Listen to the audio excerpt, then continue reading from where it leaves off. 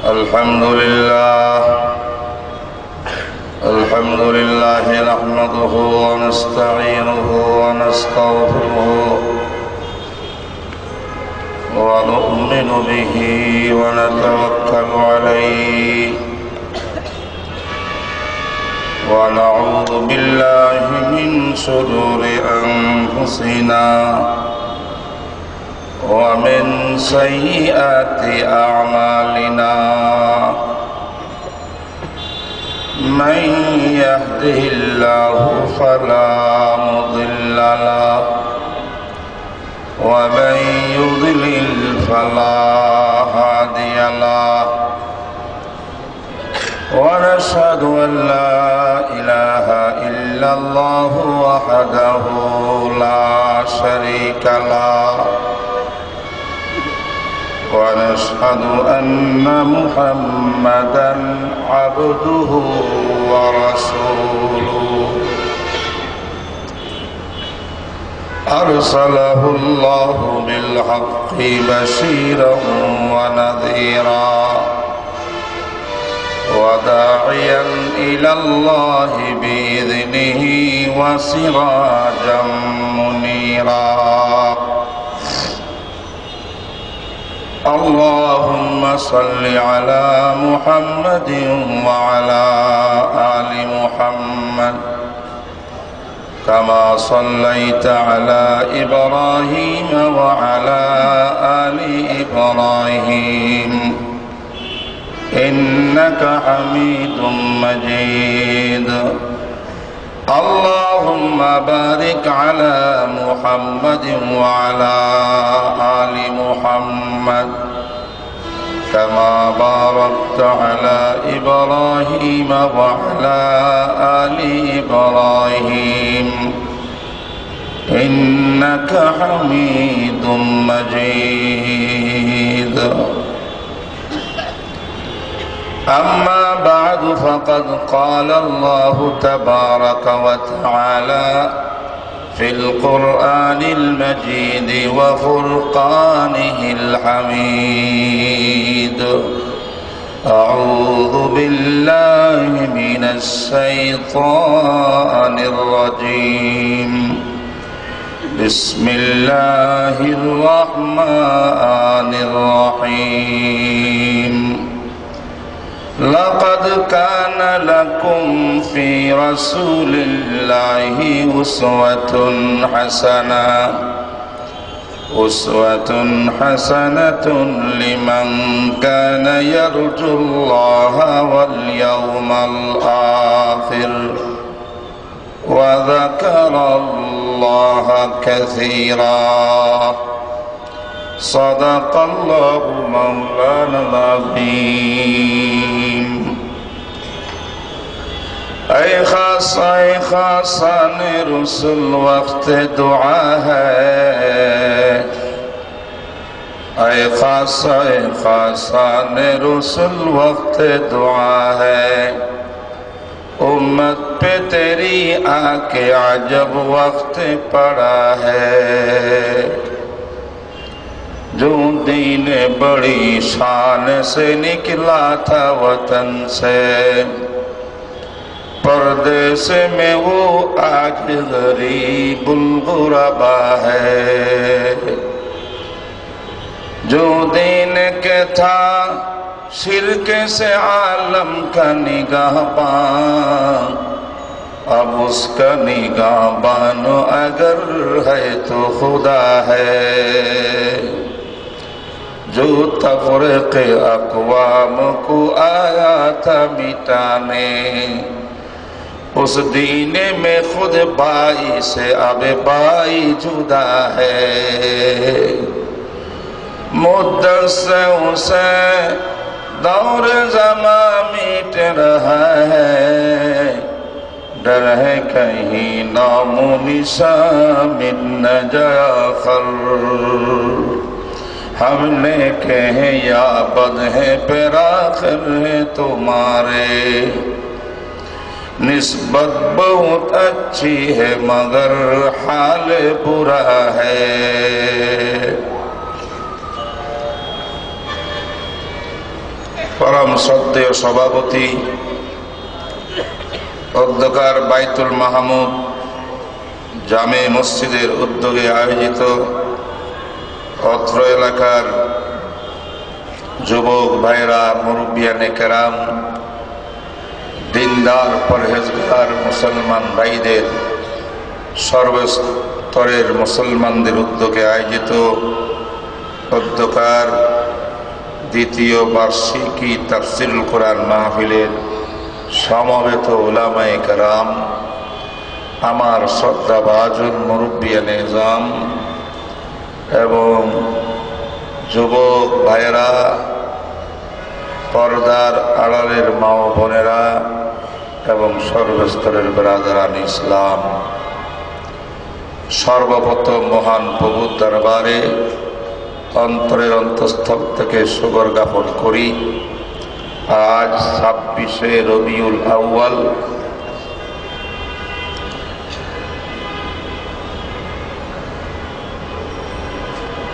পবিত্র একটি মাসে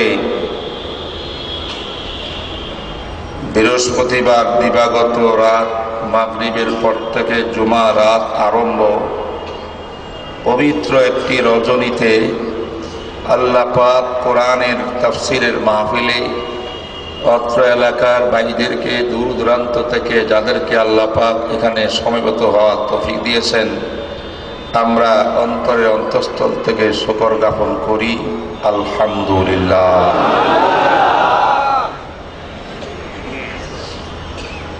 দুই দিন ব্যাপী মাহফিলের শেষ দিনের এই অনুষ্ঠানে দোয়া করি আমার যুবক ভাইদের জন্য, যারা অত্যন্ত পরিশ্রম করে উদ্যোগ নিয়ে মাহফিলের ব্যবস্থা করেছেন, আর ওই সমস্ত যুবক ভাইরা যারা অত্র মাহফিলে দুনিয়ার কাজকর্ম উপেক্ষা করে কোরআনের মাহফিলে বসে আল্লাহর কালামের বয়ান শোনার, আলোচনা শোনার জন্য বসেছেন, বসবেন।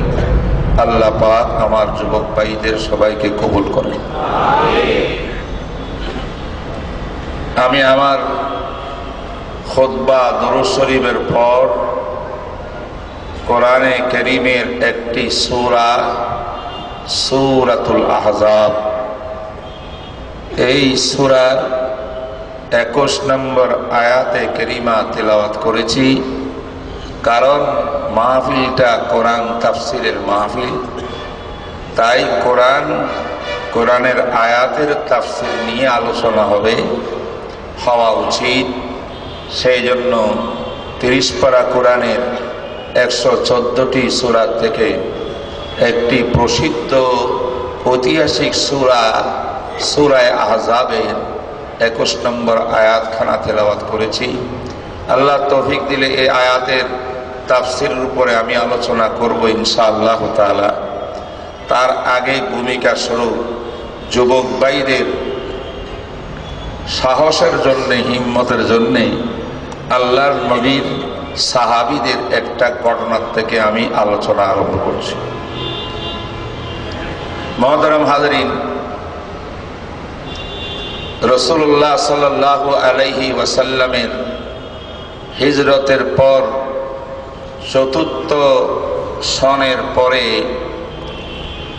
হঠাৎ আল্লাহর নবী খবর পাইলেন, যারা বিভিন্নভাবে নবীজির সঙ্গে গাদ্দারি করে ইহুদি সম্প্রদায় যারা মদিনাতে আশ্রয় নিয়েছিল, নবী আলাইহিস সালাম হিজরত করে যাওয়ার পর মুসলমানের সঙ্গে ইহুদিদের সন্ধিতে আবদ্ধ হয়েছিল যে মুসলমানদের উপরে কোনো বিধর্মীদের হামলা আক্রমণ আসলে ইহুদিরা রাসূলের সঙ্গে কাঁধে কাঁধ মিলিয়ে মুসলমানদের পক্ষে যুদ্ধ করবেন, এবং ইহুদিদের উপরে কোনো আক্রমণ আসলে মদিনার অধিবাসী হিসেবে মুসলমানরা তাদের পক্ষে থাকবেন, বহিরাগত শত্রু বাহিনীর বিরুদ্ধে জিহাদ করবেন।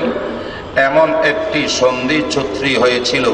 কিন্তু ঘটনাক্রমে ইহুদিরা একবার দুইবার নয়, একাধিকবার ৩-৪ বার মুহাম্মদুর রাসূল সাল্লাল্লাহু আলাইহি ওয়াসাল্লামের বিরুদ্ধে তারা সন্ধি চুক্তিপত্র লঙ্ঘন করিয়া ভিতরে ভিতরে ইসলামের নবীকে খতম করিয়ে দেওয়ার জন্য বিভিন্ন ষড়যন্ত্র চালাইছিল।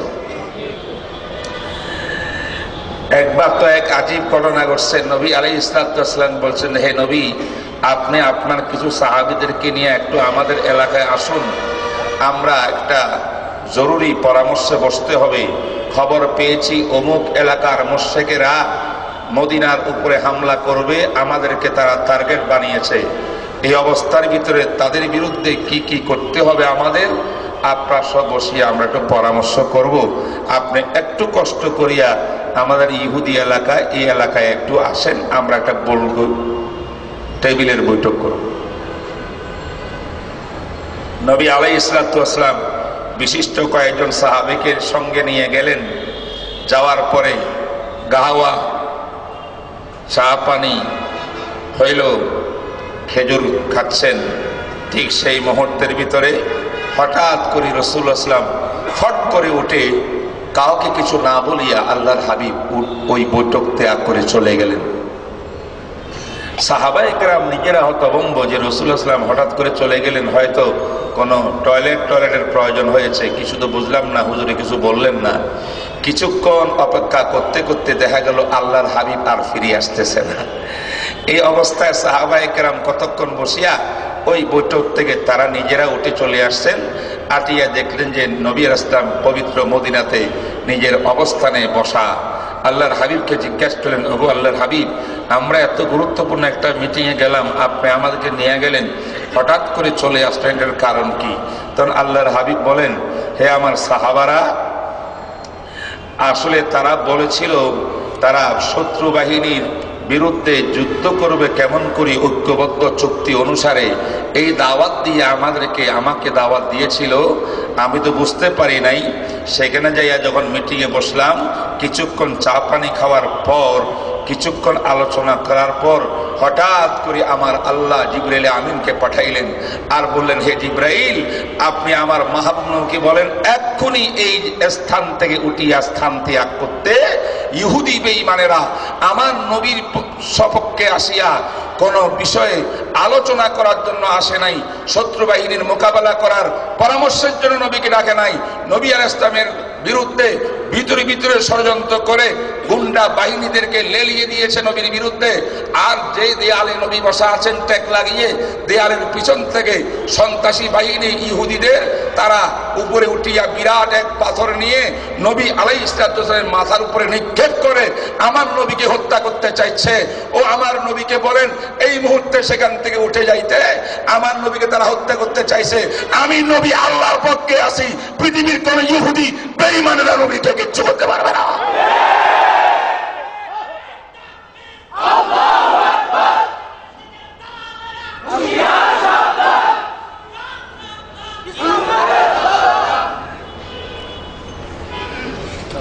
ও আমার সাহাবারা, জিবরিল আমিন যখন আমার কাছে আল্লাহর পক্ষ থেকে সংবাদ নিয়ে আসলো, তৎক্ষণিক আল্লাহর নির্দেশ পালন করতে আমি উঠে চলে আসছি। ইহুদিরা গাদ্দার, ইহুদিরা বেঈমান, সন্ধি করেছে নিজেরা মুসলমানের সঙ্গে, কিন্তু নিজেরা সন্ধি করে নিজেরা সন্ধি রক্ষা করতেছে না, সঙ্গী লঙ্ঘন করে আমার বিরুদ্ধে ষড়যন্ত্র করছে। এই জন্য আমি চলে এসেছি। ওই মুসলমান ভাইরা শোনো, ইহুদিদের সঙ্গে আর সন্ধি বলবৎ থাকবে না। যত সন্ধি তারা করেছিল বারবার তারা লঙ্ঘন করেছে। অতএব এই বেঈমানদেরকে মদিনায় আর জায়গা দেওয়া যায় না।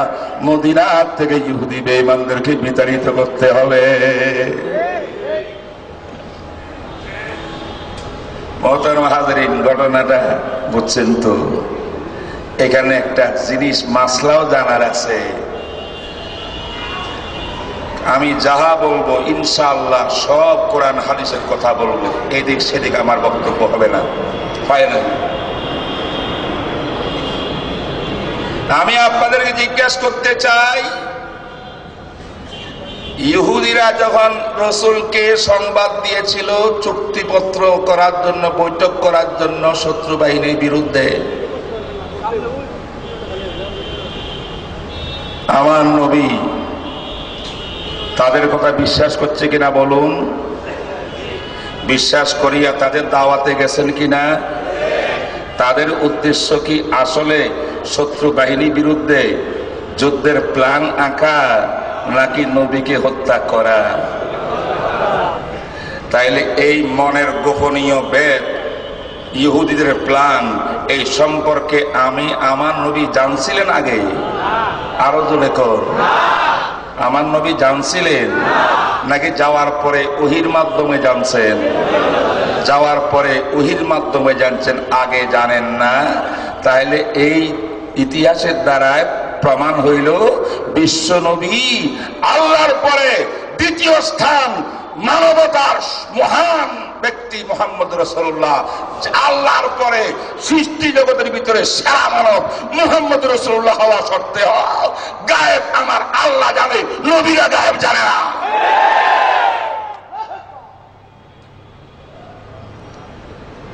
আজকে তো আমাদের দেশের লোকজনে বা আমাদের বাবা জানো গায়েব, ঠিক না বেঠিক বলে?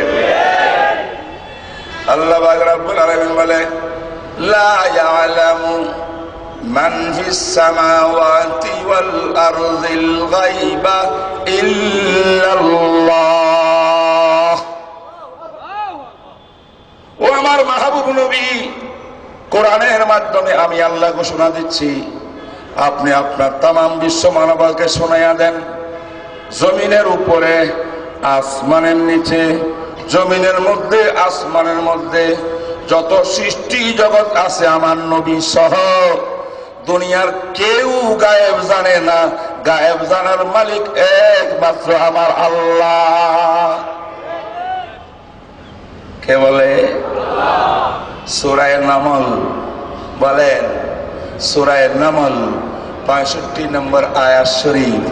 এই আয়াতের মধ্যে আল্লাহ স্পষ্ট ঘোষণা দেন, গায়েব জানে মালিক একমাত্র আমি আল্লাহ। এখন কেউ যদি বলেন আমার বাবা জানো গায়েব জানে, আমার মাঝবান্ডারিও গায়েব জানে, দেওয়ান বাগি সাহেবও গায়েব জানেন, সুরেশ্বরী সাহেবও গায়েব জানেন, রাজার বাগি সাহেবও গায়েব জানেন, আফসোসী সাহেবও গায়েব জানেন, এরা সব পীর, পীরেরা গায়েব জানে, নবীরও গায়েব জানে। এই আকীদা বহন করে, এই আকীদা বিশ্বাস মুসলমান নবীর উম্মতের কোরআন অনুযায়ী না কোরআন বিরোধী? আমাদের সংশোধন হওয়া উচিত কিনা? কেউ কি রাগ করছেন? কোরআন হাদিস না বুঝিয়া বন্ড পীরের মুরিদ হইয়া ঈমান হারা হইছেন। ও আমার ভাইরা, আমাদের শত্রুতা নাই, আমরা আপনার পায়ে ধরবো, আপনার হাতে ধরবো, বুকে জড়াই ধরবো। আপনার নবীর উম্মত, আপনি মুসলমান পড়েছেন লা ইলাহা ইল্লাল্লাহু মুহাম্মাদুর রাসূলুল্লাহ। আমরা উলামায়ে কেরাম ইসলামের দাওয়াতের জন্য এসেছি, আপনাদেরকে পর শত্রু পাওয়ার জন্য আসি নাই। আসুন কোরআন হাদিস বুঝিয়া ঈমান ঠিক করুন, আমল ঠিক করুন, বন্ড পীরের আস্থানাকে বাতিল করুন, বাতিল করুন।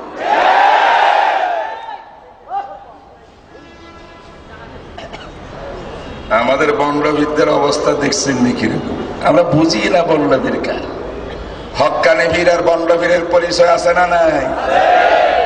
কোরআনে বলে হক্কানি পীর কারা? এরা হলেন পীর। সুবহানাল্লাহ। والذي بعث في الأميين رسولا منهم يتلو عليهم آياته ويزكيهم ويعلمهم الكتاب والحكمة وإن كانوا من قبل لفي ضلال مبين. কোন সূরা? সূরা জুমা। কোন আয়াত নম্বর কত? আয়াত নম্বর 2। সূরা জুমা আয়াত নম্বর 2। এই আয়াতে আল্লাহ পাক বলেন, আমার ওলি কারা, বন্ধু কারা, হক্কানি পীর কারা বুঝালো। আপনি পিসাব ধরছেন যে আপনাকে কোরআন গবেষণা করিয়া কোরআনের আলোকে সত্যিকারের পীরকে এটা বুঝে শুনে পিসাব ধরছেন, নাকি কোরআন না বুঝিয়া এমনি বড় বড় গেট দেখিয়া বাবাজানের দরবারের ওরস দেখিয়া গরু মোষ ছাগলের কাতার দেখিয়া পীর ধরছেন? যদি গরু ছাগল দেখিয়া পীর ধরছেন, আপনার পীর পীর নয়, সে গরুওয়ালা পীর।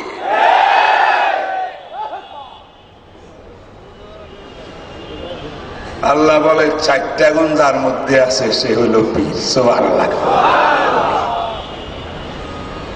কি বলেন, এগুলো বুঝার দরকার নাই? আরে গল্প কাহিনী সারা রাত ওয়াজ শুনতে পারবেন, হ্যাঁ, কিন্তু কত হলে আমার বোঝা লাগবে কিছু, আমার ইমানকে ঠিক করার জন্য, আমল ঠিক করার জন্য। কোরআন আর হাদিস থেকে। কোরআনের কয় নম্বর আয়াত বলছি? সূরার নাম কি? আমার আল্লাহ বলেন, আমি আমার মাহবুব নবীকে 4টি দায়িত্ব দিয়েছি, 4টা গুণাবলী দিয়েছি। এই 4টা গুণাবলী আমার বিশ্বনবী মুহাম্মদ রাসূলের কাছে বিদ্যমান। এই 4টা গুণাবলীর মাধ্যমে আরবের বড় বড় লোক যারা মানুষ হত্যা করত এবং তারা নিজের সন্তান, মেয়ে সন্তানকে স্বামী স্ত্রী আল্লাহু আকবার জন্ম দিয়ে সেই মেয়ে হওয়ার কারণে এই মেয়েটাকে গর্ত করিয়া নিজের হাতে মাটির নিচে জীবিত চাপা দিত, এমন অমানুষগুলোকে আমার বিশ্বনবী কিভাবে মানুষ করলেন? 4টা গুণের দ্বারায় মানুষ করেছেন। এই 4টা দায়িত্ব আমি আল্লাহ নবীকে দিয়েছি। কিয়ামত পর্যন্ত যত মানুষ আমার নবীর এই 4 গুণ 4 দায়িত্ব পালন করবে, সে নায়েবে নবী, নবীর ওয়ারিস, সে হবে হাক্কানি পীর। 1 নম্বর দায়িত্ব, ইয়াতলু আলাইহিম আয়াতিহি। আমার নবীকে আমি বলেছি, আমার বিশ্ব নবী, আপনি কোরআন শরীফ আমি পড়াইছি, আপনি আমার থেকে কোরআন শরীফ পড়েছেন। যেভাবে জিবরাইলের মাধ্যমে আমি আল্লাহ থেকে আপনি কোরআন শরীফ সহি শুদ্ধ করে পড়েছেন, এইভাবে কোরআন তিলাওয়াত করেন। কোরআন তিলাওয়াতের মাধ্যমে আমি আল্লাহ হেদায়েতের ব্যবস্থা করব মানব জাতির। আমার কোরআন তিলাওয়াত যদি আপনি মুহাম্মদ রাসূলের মুখে আবু জাহেল আবু লাহাবের সমাজের মধ্যে পৌঁছে, কোরআন তিলাওয়াত শুনে শুনে লক্ষ লক্ষ অমুসলিমরা সবাই মুসলমান হয়ে যাবে। সহি শুদ্ধ করে যারা কোরআন পড়তে পারে, বলেন 1 নম্বর গুণ, কোরআন সহি শুদ্ধ করে পড়তে হবে। কোরআন সহি শুদ্ধ করে যে পড়তে পারে, পীর হওয়ার জন্য 1 নম্বর শর্ত হলো কোরআন শুদ্ধ পড়ে। সুবহানাল্লাহ। আমাদের পীরেরা কোরআন পড়তে জানেনি। এমন এমন পীর আছে একবারে সাফান সাব্বা, প্যান্ট শার্ট টাই, মুখের মধ্যে কিচ্ছু নেই, একবারে মহিলা মার্কা চেহারা, আর সে আমার বড় পীর। ঠিক না বেঠিক? কোরআন পেটের ভিতরে দিকে বুমটা মারে, আলহামদু শরীফ বের হবে না, আছে না? কথায় কথা আসে। আল্লাহ নবী কোরআন শিক্ষা দিয়েছেন কে? এখানে আরেকটা মাসলা বলি, সব মাসালা শিক্ষণীয় শিক্ষণীয়, লেখেন লেখেন, মেহেরবানি করে মোবাইল থাকলে রেকর্ড করেন। আমার নবী কোরআন শিখছেন না শিখেননি? কোন মক্কা শরীফে কোন মাদ্রাসা ছিল যেখানে শিক্ষকের কাছে নবী কোরআন শিখছেন? আমার নবী তো উম্মি নবী, কোন শিক্ষাই তো পৃথিবীর মানুষের কাছে তিনি করেন নাই। আমার আল্লাহ বলেন, যেহেতু আব্দুল্লাহ ছেলে মোহাম্মদকে আমি 40 বছর পরে বিশ্বনবী বানাবো, আমি ওহী প্রেরণ করব। যদি মোহাম্মদ আজকে মক্কা নগরীর কোন কলেজ ভার্সিটি স্কুলের ভিতরে পড়ে আর তার জাগতিক লাইনে কোন শিক্ষক হয়, শিক্ষক বলবে মোহাম্মদ বিশ্বনবী কেমন হইল, আমি তো তার ওস্তাদ, করবো কিনা? আল্লাহ পাক বলেন, এই জন্য আমি যেহেতু বিশ্ব মানবতার দূত বানাবো, বিশ্ব রসুল বানাবো, তাই আমি আল্লাহ পৃথিবীর কোন মানুষের সাগরিদ আমি বানাবো না। মুহাম্মদ হবে ডাইরেক্ট আমি আল্লাহর সাগরিদ।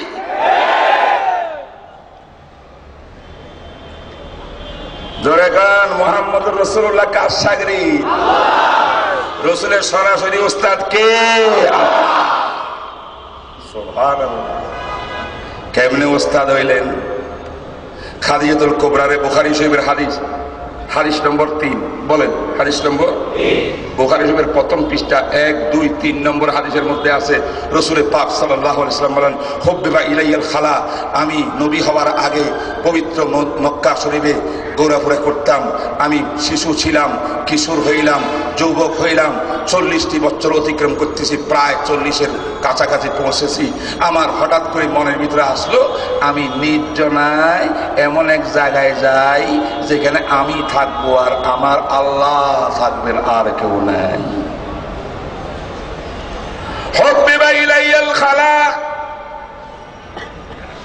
আমার প্রেরণা জাগলো, মানব সমাজ আর ভালো লাগে না, মক্কার নগরীতে থাকতে আমার ভালো লাগে না, পরিবার বর্গ ভালো লাগে না, সমাজের মানুষ ভালো লাগে না। কারণ আমি আমার সৃষ্টিকর্তার ধ্যানে থাকতে চাই, এতেকাবে থাকতে চাই। যে এতেকাবে থাকলে একমাত্র সেখানে পৃথিবীর মানুষ কেউ থাকবে না, আমি একা একা নির্জনায় থাকিয়া আমার আল্লাহর জিকির আজকার করব।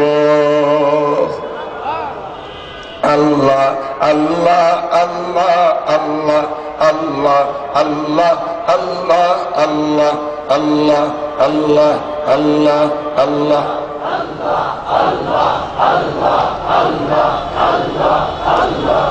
আল্লাহর হাবিব বলেন, নির্জনে যাওয়ার জন্য খাদিজাতুল কুবরার সঙ্গে আমার বিবাহ সংঘটিত হয়েছে। এর পূর্বে খাদিজাকে বললাম, ও আমার স্ত্রী, আমি বেশ কিছুর জন্য চলে যাব, কিছু শুকনা খাদ্যের ব্যবস্থা করে দাও।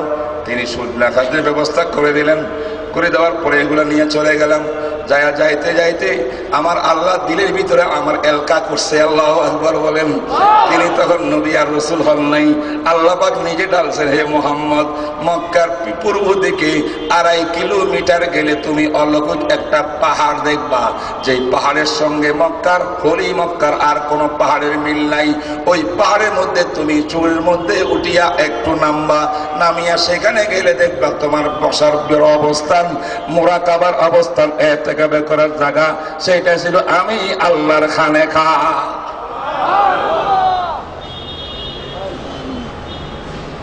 হুজুর গেলেন একা একা 2.5 কিলোমিটার দূরত্ব উচ্চতায় পাহাড়ের উপরে উঠিয়ে আমি নিজে গিয়েছি সেখানে। আবার কিছু নামলেন, ক্রলিং করিয়া 2 পাথরের মাঝখান দিয়া কোন রকম ভিতরে ঢুকিয়া এমন এক জায়গায় গেলেন, উপরে আল্লাহ পাক পাথর দিয়ে বিরাট ছাতা বানায় দিয়েছে। একটা মানুষ সামনে, 2টা পিছনে, 3 জন দাঁড়াইতে পারে, দাঁড়াইয়া নামাজ পড়তে পারে। এখন পর্যন্ত এইভাবে বিদ্যমান। সেই জায়গার ভিতরে মুহাম্মদ রাসূলুল্লাহ বসে বসে নির্জনায় আল্লাহর জিকির আজকার করতেছেন। সুবহানাল্লাহ। থাকতে থাকতে কোন হাদিসের মধ্যে কোন বর্ণনায় আছে 30 দিন। ইবনে হাজার আসকালানি বুখারী শরীফের ব্যাখ্যা গ্রন্থকারী, তিনি বললেন 40 দিন রাসূলুল্লাহ সাল্লাল্লাহু আলাইহি ওয়াসাল্লাম সেখানে ছিলেন। সুবহানাল্লাহ। 40 দিন পর্যন্ত থাকিয়া খাওয়া দাওয়ার শেষ। আল্লাহর নবী পাহাড় থেকে আসছেন, আসিয়া আবার খাদিজার কাছে গেছেন। খাদিজা খানা শেষ হয়ে গেছে, আবার দাও। আবার খানা নিয়ে গেলেন। আরো 40 দিন ছিলেন, আবার বের হইলেন, আবার গেলেন খাওয়া দাওয়ার জন্য, আবার গেলেন, 40 দিন থাকলেন। 340 কোথায় থাকলেন? হেরা পর্বতের মধ্যে নবী সময় দিলেন। 340 যখন পার হয়ে গেল, আল্লাহ পাক বলেন, জিবরাইল রে, তুমি আমার মাহবুব নবীর কাছে হেরা পর্বতের মধ্যে যাও, আমার নবীর কাছে ওহী প্রেরণ করিয়া।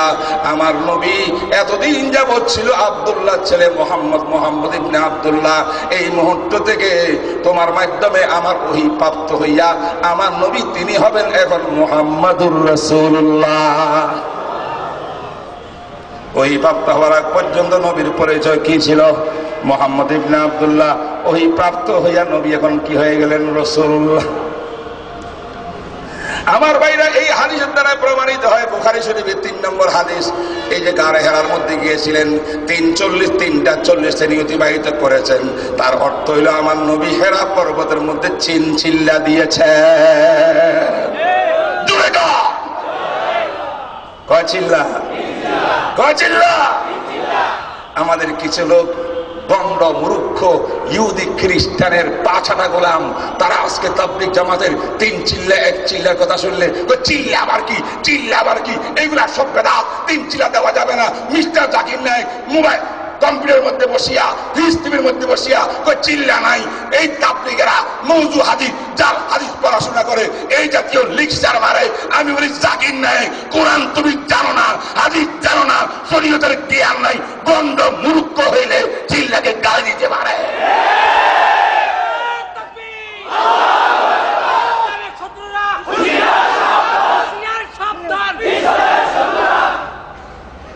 চিল্লা আছে না? আল্লাহু আকবার। শোনেন আমার ভাইরা, পৃথিবীর ভেতরে হক্কানি জামাত তিনটা। বলে দি ঠিকানা লিখে রাখেন। ইসলামের ধারক বাহক মুহাম্মদ রসুলের সত্যিকারের আদর্শ অনুসারী যেই জায়গাতে গেলে আপনি রসুলের আদর্শ পাবেন, রসুলের হক্কানি ইসলাম পাবেন, আকীদা পাবেন, আমল পাবেন, তার সেন্টার তিনটা। এক নম্বর সেন্টার হলো সমস্ত কওমি মাদ্রাসা, সমস্ত কোরআন হাদিসের মাদ্রাসা, সেখানে গেলে রসুলের আদর্শ পাওয়া যাবে। দুই নম্বর হলো তাবলীগ জামাতের মুরব্বীদের, সেখানে চিল্লা দিলে হক্কানি এলেম পাওয়া যাবে, আকীদা পাওয়া যাবে। তিন নম্বর হইল হক্কানি পীর মাশায়েখ, যারা সত্যিকারের আল্লাহর ওলি এবং কোরআনে যেমন গুণাবলী বয়ান করা আছে সেই গুণ অনুযায়ী যারা হক্কানি পীর, তাদের দরবারে গেলে ইসলামের হক্কানিয়ত পাওয়া যাবে। হক পাওয়ার সেন্টার কয়টা? টেলিভিশনে যা পান হক্কানিয়তের কোন দলের আগে?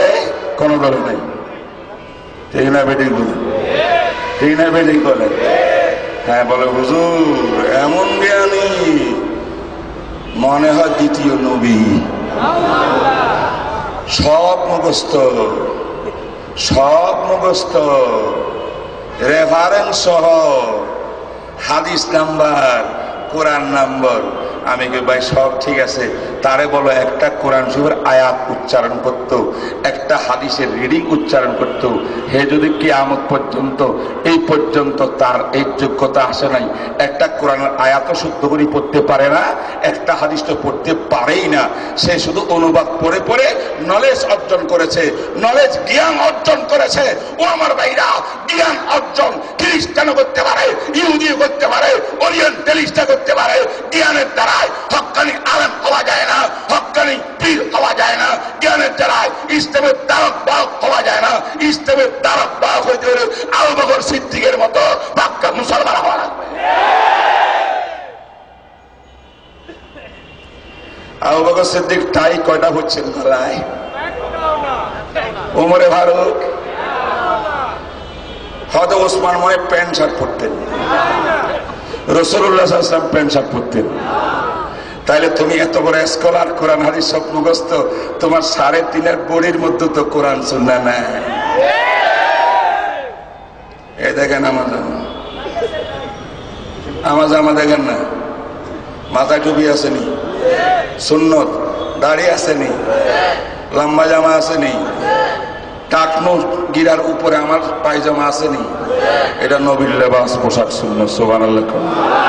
আমি অজ্ঞ মানুষ, মূর্খ মানুষ, আমার কাছে এলেম কালাম নাই, বাকি চেষ্টা করি বুজুর্গানের দিনের পাশাপাশি থাকার কারণে নবীর সুরত, বাহ্যিক সুরতটা হলো গ্রহণ করি।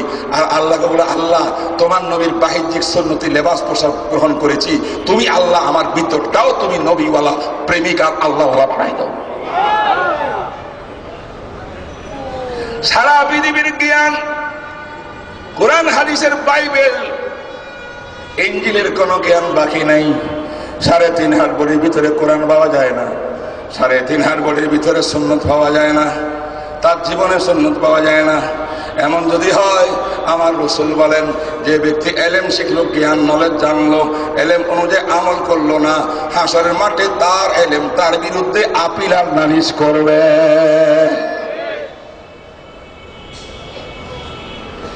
এমন জ্ঞানীরা, স্কলার মুসলমানের আদর্শ হইতে পারে না। মুসলমানের আদর্শ আল্লামা আহমদ শফী হবে, মুসলমানের আদর্শ মুফতি আব্দুর রহমান হবে, মুসলমানের আদর্শ লালবাগের শাহী মসজিদের খতিব উলামায়ে কেরাম হবেন, হাবিবজি হুজুর হবেন, শামসুল হক ফরিদপুরি হবেন, উলামায়ে আল্লাহু আকবার বাংলাদেশের লক্ষ লক্ষ পীর মশায়েখ তারা হবেন, উজানির পীর সাহেব হবেন, চরমনার পীর সাহেব হবেন, তাবলীগ জামাতের মুরব্বীরা হবেন, এরা হবে আদর্শ।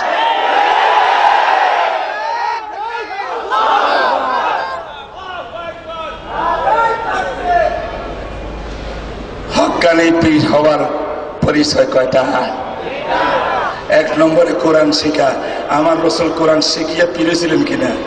আমার নবী কেমন পীর? সমস্ত পীররে পীর বানায় রাসূল, ঠিক না ঠিক বলে?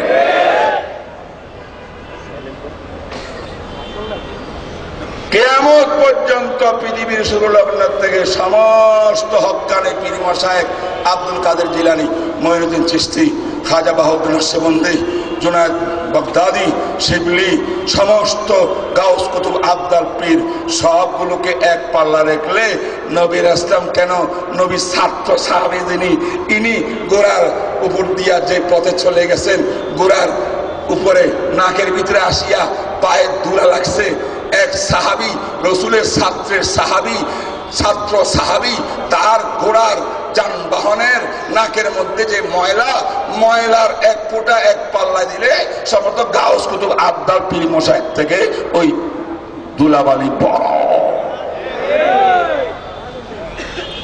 তিনি মহান পীর, এমন উনি পীর হয়েছেন। এক নম্বর কাজ, কোরআন শিখছেন কার থেকে? জোরে কর না। আল্লাহ থেকে জিবরাইলকে কয়, জিবরাইল তুমি তাড়াতাড়ি যাও, যাই আমার নবী কোরআন শিখাও। জিবরাইল আসিয়ে কয়, একরা, মুহাম্মদ কোরআন পড়েন। বুখারী শরীফের হাদিস। রাসূল কয়, মা আনা বেকারি, আমি আল্লাহ ছাড়া আর কার কাছে পড়তাম না। কারণ জিবরাইলে কয় একরা, এর অর্থ হলো জিবরাইল উস্তাদ, রাসূল কি? এই কথা বুঝেন ওলামায়ে কেরাম, ছাত্র ভাইরা ভালো করে বুঝেন। মা না বেকারি অর্থ কি? মা না বেকারি, আমি অতীত কোনো মানব জাতির কাছে আল্লাহ ছাড়া গায়ুলের কাছে পড়ি নাই, আজকেও গায়ুলের কাছে পড়বো না। জিবরাইল তোমার কাছে পড়বো না। বুঝলেন নাই? এবার জিবরাইলে জড়াই ধরছে, দড়িয়া বুকের মধ্যে, বুখারী শরীফের হাদিস, জোরে চিপ দিছে।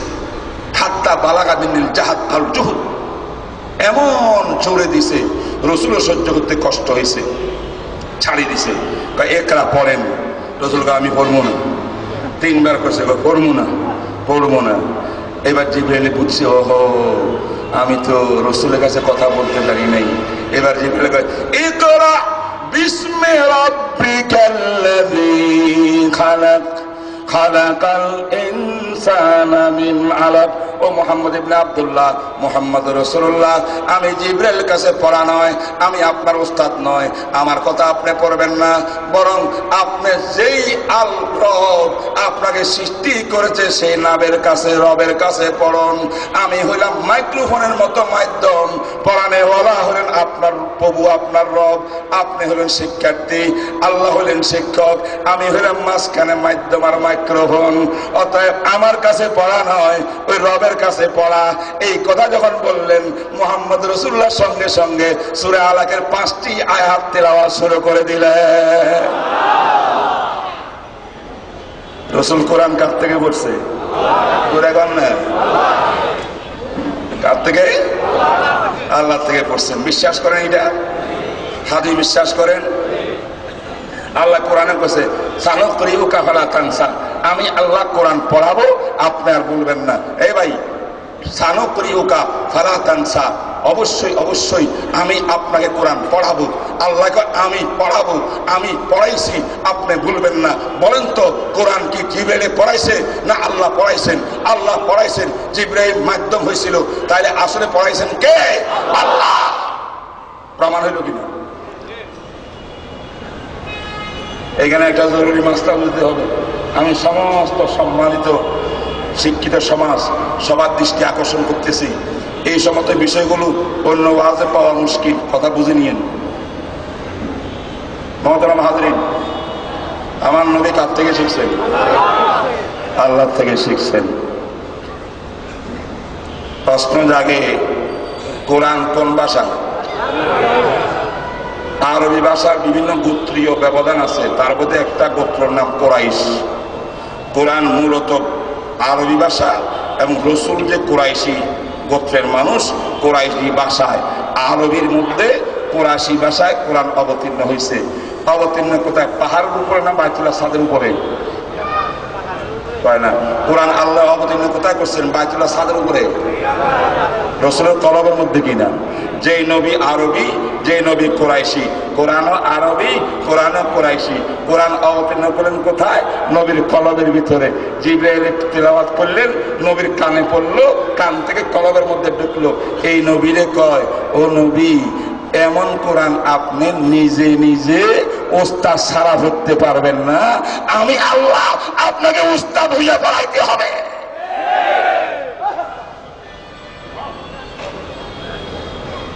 কিভাবে বললে যে আপনারা বুঝবেন? আমার তো আর শক্তি নাই, বুঝছেন কথাটা?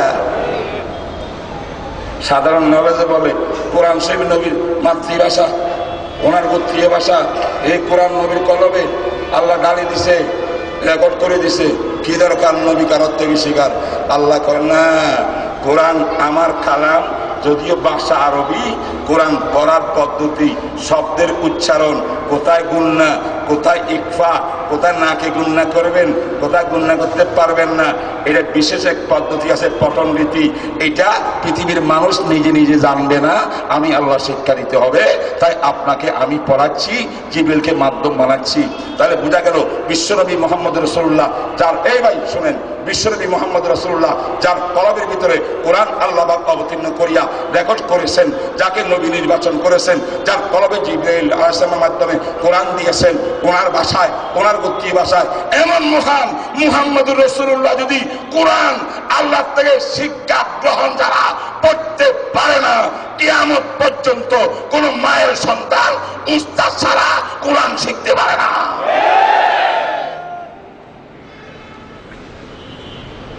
ওস্তাদ ছাড়া কোরআন শিক্ষা করা জোরে কর। তাহলে কোরআন রসুল কাছ থেকে শিখছেন, তাহলে রসুলের ওস্তাদ কে? আল্লাহ। এইবার শুনেন, এটা তো কোরআনের রিডিং এর ব্যাপার। আলহামদুলিল্লাহি রাব্বিল আলামিন, রিডিং না এটা? যখন 5টি আয়াত অবতীর্ণ হয়েছে, এবার নবীর ইসলাম কোরআনটা মুখস্থ করার জন্য তাকে ভুলে না যায় খুব মেহনত করতেছেন, পড়তেছেন, রিপিট করতেছেন, যেন আমাদের মুক্তর বাচ্চারা, হেফজাখানের বাচ্চারা কোরআন মুখস্থ করার জন্য ডুলে কিনা। আলহামদুলিল্লাহ রাব্বিল আলামিন, আলহামদুলিল্লাহ রাব্বিল আলামিন, আর রহমানুর রহিম, আর রহমানুর রহিম করে কিনা। আমার নবীও তা করতেছেন। আল্লাহ তো কিনে নবী, এটা কি কথা হইল? আপনি কি পৃথিবীর কোন ক্লাস মাদ্রাসা করতেছেন, দুনিয়ার কোন শিক্ষকের কাছে করতেছেন? আপনার শিক্ষক যদি আমি আল্লাহ, মহান আল্লাহ হই, আপনি মহামানব ছাত্র হন, তাহলে আপনিও মানব জাতির মহামানব। আমি হলাম সৃষ্টিকর্তা আল্লাহ, এমন এক প্রতিষ্ঠান দারে হেরা, যেই হেরার ভিতরে কোরআনের শিক্ষক আমি স্বয়ং আল্লাহ, ছাত্র হলেন আপনি মহামানব। তাইলে এই কোরআন যখন আমি দিব, আপনাকে পড়াবো, এই কোরআন মুখস্থ করার জন্য মুক্তবের বাচ্চার মতো জিহ্বা সঞ্চালন করতে হবে না। আমি আল্লাহ দায়িত্ব নিলাম এই কোরআনকে আপনার কলবের মধ্যে রেকর্ড করিয়ে দেওয়া। কারণ বিষয়টা আল্লাহ নবীর। আচ্ছা ভাই, ঠিক আছে, এটা হইল। এখন প্রশ্ন হইল কোরআনের অর্থ, তাফসীর। আজকে আবার তাফসীরুল কোরআন মাহফিল দিয়েছে, তাফসীরুল কোরআন মাহফিল। কোরআন তো কোরআন, তাফসীর মানে ব্যাখ্যা। এবার আমার নবী কোরআন শিখছেন আল্লাহ থেকে, কোরআনের তাফসীর কার থেকে শিখছেন? কষ্ট নাই, জানার দরকার নাই। আমাদের সাধারণ নলেজে বলে যে কোরআনকে আল্লাহ নবীর কলবে রেকর্ড করিয়ে দিছে, ওনার মাতৃভাষায়, ওনার গোত্রীয় ভাষায়, ওনার উপর অবতীর্ণ করলেন, উনি রসুল হইলেন। সেই নবীকে কোরআনের তাফসীর, ব্যাখ্যা, বিশ্লেষণ আল্লাহ পাক শিখাইতে হবে না, নবী নিজে নিজে কোরআনের তাফসীর শিখতে সক্ষম। এটা আমার সাধারণ নলেজে বলে। কি বলেন?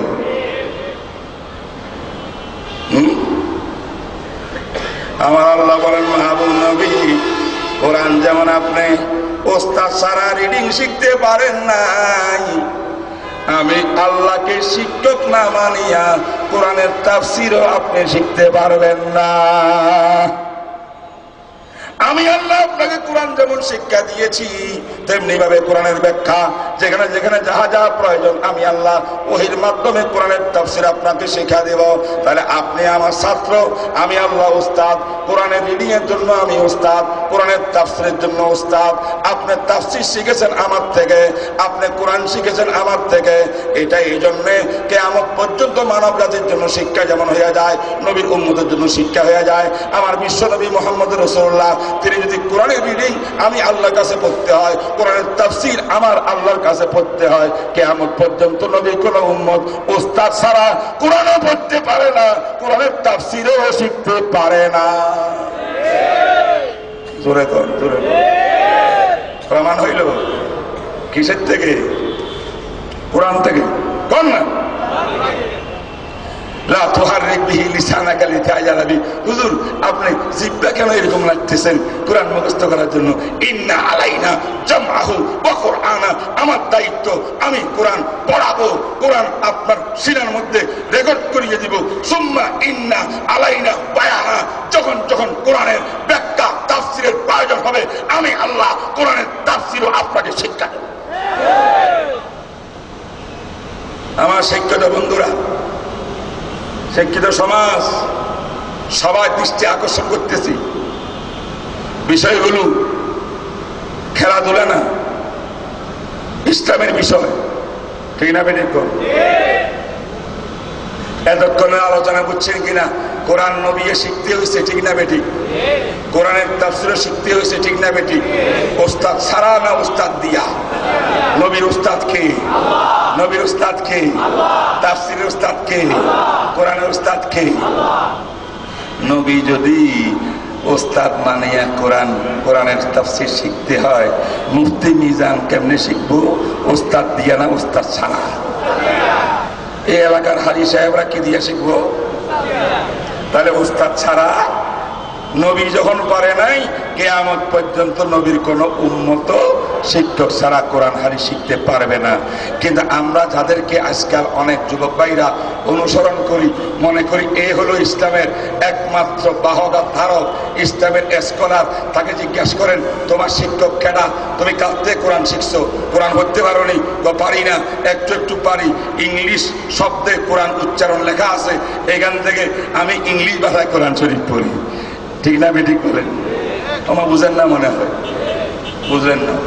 পরিষ্কার বলবো, কষ্ট পাইবেন না কোনো, মাপ চাই। আমি আপনাদের বন্ধু, এই এলাকায় থাকি, কে সারা বাংলাদেশে আমার ওয়াজ চলে, হাতে পায়ে ধরিয়া আমার যুবক ভাইদেরকে বুঝাই। মিস্টার জাকির নায়েকের বক্তব্য শুনিয়া যারা পাগল হয়েছেন, উলামায়ে কেরাম বিমুখ হচ্ছেন, উলামাদের থেকে ইসলাম শিখার নিষ্প্রয়োজন মনে করেছেন, মিস্টার জাকির নায়েকের কোরআন হাদিসের কোনো ওস্তাদ নাই। আমি জাকির নায়েক সাহেবের পুরো ইতিহাস পড়েছি, তার বই পুস্তকের মধ্যে শুরু দিয়া তার জীবনী লেখা আছে। আপনি দেখবেন সে বোম্বাইয়ে জন্মগ্রহণ করছে 64 সালে, 1964 সালে। এরপরে একটা খ্রিস্টান মিশনারির মাধ্যমে পরিচালিত এক স্কুলের ভিতরে মেট্রিক পর্যন্ত পড়েছে।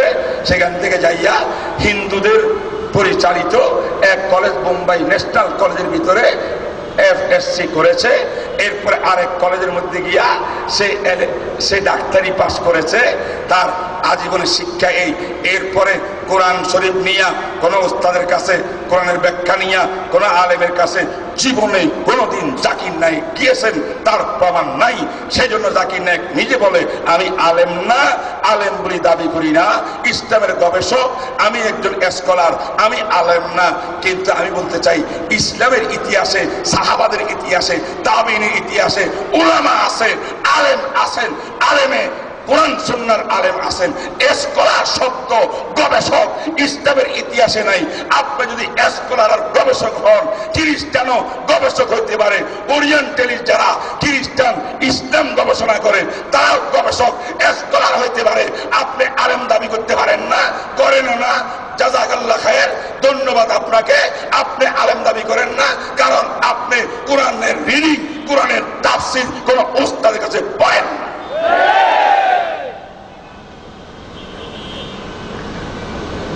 প্রমাণ দেখাইতে পারলে 1 লাখ টাকা পুরস্কার দিব।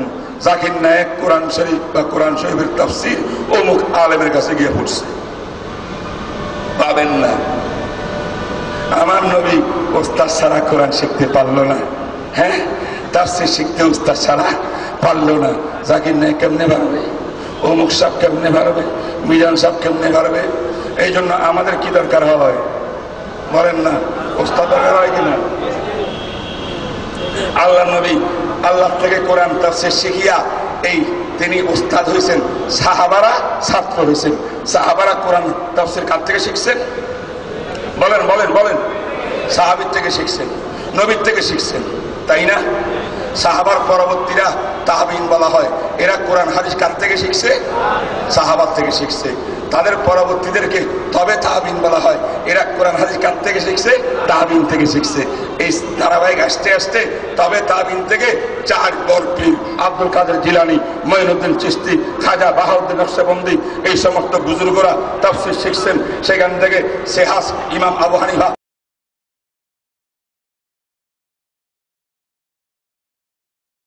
মালিক, আহমদ বিন হাম্বল, চার মাযহাবের বিজ্ঞ আলেমরা তাবিঈন থেকে কোরআন হাদিসের তাফসীর শিখেছেন। এই সমস্ত মনীষীদের থেকে পরবর্তী ইমাম বুখারী, ইমাম তিরমিজি, আবু দাউদ, নাসাই, ইবনে মাজাহ সমস্ত হাদিসের মুহাদ্দিসরা ইলম শিখছেন ওস্তাদ দরিয়া। আর এর থেকে ইলম শিখতে শিখতে পরবর্তী ছাত্র হইতে হইতে আজকে মুফতি মিজান পর্যন্ত আসছে। তাই আমি আপনাদেরকে একটু বলি, আমি কোরআন হাদিসের তাফসীর, ইলম তাফসীর, কোরআন রিডিং সব কিছু পড়ছি। আমার ওস্তাদ পাকিস্তানের একজন মহামনীষী, অল বিশ্বের বিরাট বড় আলেম আল্লামা জাস্টিস মোহাম্মদ তাকি উসমানী থেকে। তাকি উসমানী সাহেব কোরআন হাদিসের ইলম শিখছেন ওনার ওস্তাদ মুফতি শফি রহমতুল্লাহ আলাইহি থেকে। মুফতি শফি শিখছেন ওনার ওস্তাদ আল্লামা আনোয়ার শাহ কাশ্মীরি রহমতুল্লাহ আলাইহি থেকে। আল্লামা কাশ্মীরি শিখছেন ওনার ওস্তাদ শেখ মাহমুদ হাসান দেওবন্দি। তাহারিকে রেশমি রুমাল, এই ভারত উপমহাদেশের মধ্যে ইংরেজের আগ্রাসন যখন ছিল, ইংরেজের আগ্রাসন থেকে ভারত উপমহাদেশকে স্বাধীন করার জন্য যে সমস্ত মহামনীষীরা, বিজ্ঞ আলেমরা জিহাদ করেছিলেন ইংরেজ বিরুদ্ধে, দেশ স্বাধীনের পক্ষে, এরা আমাদের মুরব্বী, এরা আমাদের পীর, এরা আমাদের মাশায়েখ। এর মধ্যে শেখ মাহমুদ হাসান থেকে তিনি শিখছেন আল্লামা কাসেম নানতবী, রশিদ আহমদ গঙ্গুহি থেকে। কাসেম নানতবী ছিলেন 1857 সালে এই ভারত উপমহাদেশে ইংরেজের বিরুদ্ধে যে যুদ্ধ পরিচালিত হয়েছে, স্বাধীনতা যুদ্ধ, সেই যুদ্ধের মধ্যে শামিলির ময়দানে তিনি সেনা প্রধান ছিলেন। আল্লামা কাসেম নানতবী, যিনি দারুল দেওবন্দের প্রতিষ্ঠাতা। আল্লাহু আকবার। এনারা শিখছেন কোরআন হাদিসের ইলম। ওনাদের ওস্তাদ হযরত শাহ আব্দুল গনি মুজাদ্দিদি থেকে উনি শিখছেন। ওনার ওস্তাদ শাহ ইসহাক থেকে, শাহ ইসহাক শিখছেন। শাহ আব্দুল আজিজ থেকে, শাহ আব্দুল আজিজ শিখছেন। ওনার ওস্তাদ শাহ ওলিউল্লাহ থেকে। শাহ ওলিউল্লাহ ভারতের প্রধান মুহাদ্দিস, প্রথম হাদিসের ক্লাস ভারত উপমহাদেশে শাহ ওলিউল্লাহ দিয়েছেন। ও আমার ভাইরা, শাহ ওলিউল্লাহ তিনি ভারত থেকে শিখেন নাই। উনি বড় আলেম হওয়ার জন্য মদিনা মুনাওয়ারায় রাসূল পাকের রওজার সামনে একজন ক্লাস দিতেন, একজন বিজ্ঞ মুহাদ্দিস আলেম, তার নাম ছিল আবু তাহের কুরদি। ওনার থেকে ইলমে হাদিস শিখছেন। সুবহানাল্লাহ।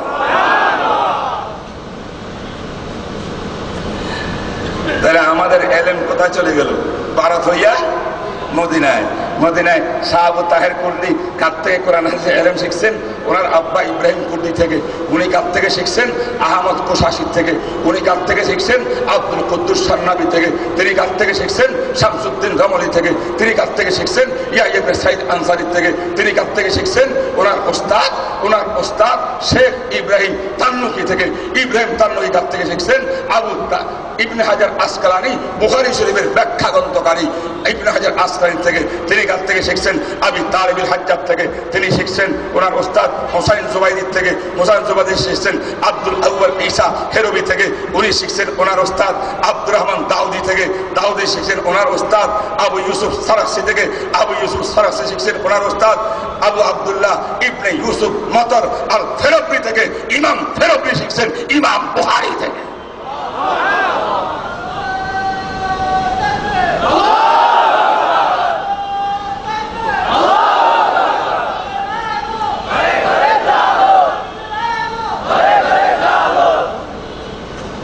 ওস্তাদ আছে না নাই?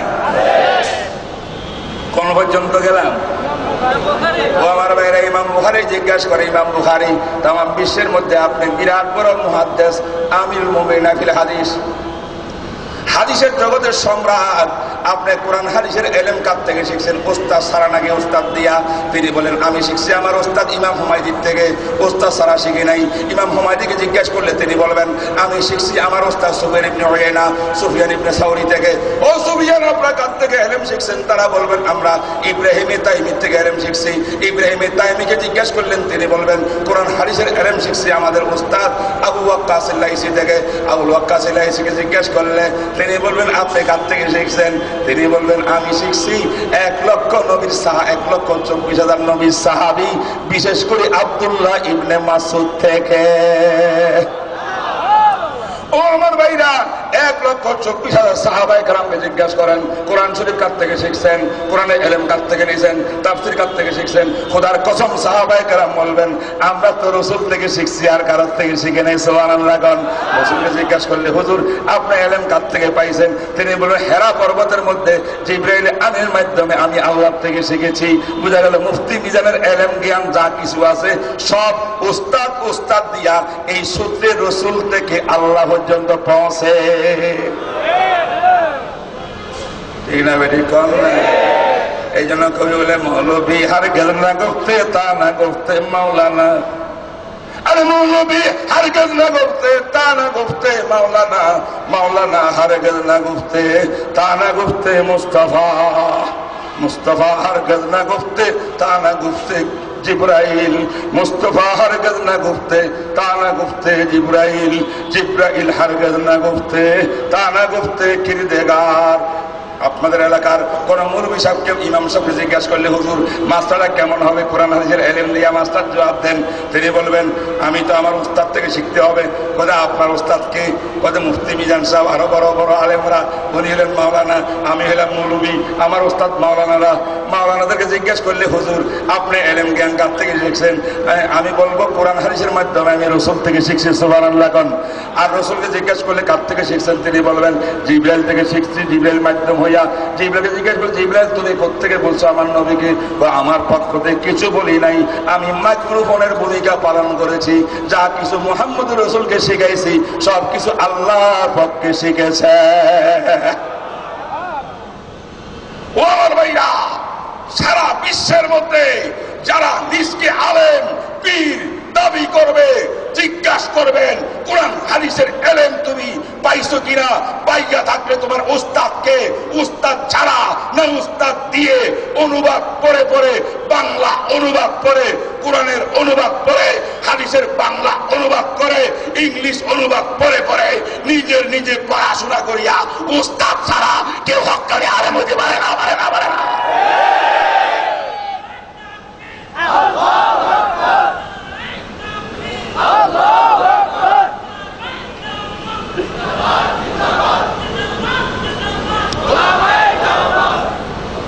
ঠিক না বেঠিক বলেন? এতক্ষণে আপনাদেরকে একটা মাসালা বুঝাইলাম, সেটা হলো কোরআন হাদিসের জ্ঞান আল্লাহ দেয়া জ্ঞান, মানুষের গড়া জ্ঞান নয়। এই জ্ঞান কোনো শিক্ষক ছাড়া শিখতে পারে না। আমার ভাইরা, একজন ডাক্তার ডাক্তারি ইন্টারভিউ দিতে আসছে। ইন্টারভিউ জিজ্ঞাসা করা হইলো আপনি কি ডাক্তার সাহেব? কহ সরওয়ার্দী হাসপাতালে ডাক্তারি। আরো কোথায়? হার্ট সার্জারি বিভাগে। কয়ে আপনার শিক্ষা দীক্ষা কি? আমি ঘরে বসে বসে ডাক্তারি বই পড়ছি। তো কার থেকে ডাক্তারি শিখছেন? কোন শিক্ষক আছে? শিক্ষক টিকও লাগে নাই, আমি বই কিনছি লাইব্রেরি থেকে, ঘরে বসে বসে নিজে ডাক্তারি বই সব মুখস্থ করে বলেছে। কি ভাই, তাকে ডাক্তার বানাবে? ডাক্তার বানাবে না বিজ্ঞ ডাক্তারের সংস্পর্শে থাকিয়া বছরকে বছর যুগ যুগ ধরে সে অপারেশন শিখতে হবে, তারপরে সে ডাক্তার হতে পারে? ঠিক না বেঠিক বলে? আমার ভাইরা, একজন উকিল সাহেব সুপ্রিম কোর্টের মধ্যে গিয়া কয় আমি সুপ্রিম কোর্টের উকিল হতে চাই। ইন্টারভিউ জিজ্ঞাসা করার উকিল সাহেব আপনার পড়ালেখা কি? কত উকালতি যত বই পুস্তক আছে আইনের সব মুখস্থ করছি, তবে কোনো কলেজে ভার্সিটি পড়াশোনা করি নাই, কোনো ওস্তাদের কাছে পড়ি নাই। কি মনে হয় সুপ্রিম কোর্টে এই লিগ থেকে বিচারপতি বানাবে? কখনো বানাবে? পাইলট সাহেব, আল্লাহু আকবার, বিমান পাইলট, বিমান যাবে 22 ঘন্টা উপরে উঠিয়া উড়িয়া আমেরিকায় যাবে। এই বিমান চালাবার জন্য একজন পাইলট গেছে যে আমাকে একটু পাইলট হিসেবে সুযোগ দান করেন। পরীক্ষা হইলো, আপনার পাইলটের অভিজ্ঞতা কি? বহুত পুস্তক পড়ছি, ঘরের মধ্যে বসে বসে বিমান কেমনে চালাইতে হয়, তো ওখানে চালাইও নাই, কোনো উস্তাদও ধরি নেই। তার হাতে কি বিমান দেওয়া হবে? আমার ভাইরা, এমন অজ্ঞ লোকের হাতে, এমন পাইলটের হাতে যেমন বিমানের কোন প্যাসেঞ্জারের প্রাণ নিরাপত্তা নাই, এমন ডাক্তারের হাতে যে গড়ে গড়ে নিজস্ব গবেষণায় বই পুস্তক অনুবাদ করিয়া ডাক্তারি শিখেছে, তার হাতে যেমন ওপেন হার্ট সার্জারির রোগীর সার্জারি নিরাপদ না, যেমন উকিল প্রধান বিচারপতির কাছে আপিল করলো সুপ্রিম কোর্টে বিচারের জন্য প্রার্থী হয় চাকরির জন্য, তার হাতে বিচার ব্যবস্থা দিয়ে দিলে বাংলাদেশের বিচার ব্যবস্থা কেমন নিরাপদ নয়, যে নাকি বিজ্ঞ আলেমের কাছে 24 বছর 30 বছর পড়াশোনা না করিয়া নিজে নিজে অনুবাদ গড়ের মধ্যে পড়ছে, তার হাতে মুসলমানের ঈমান, আকীদা, আমল, ইসলাম কখনো নিরাপদ নয়।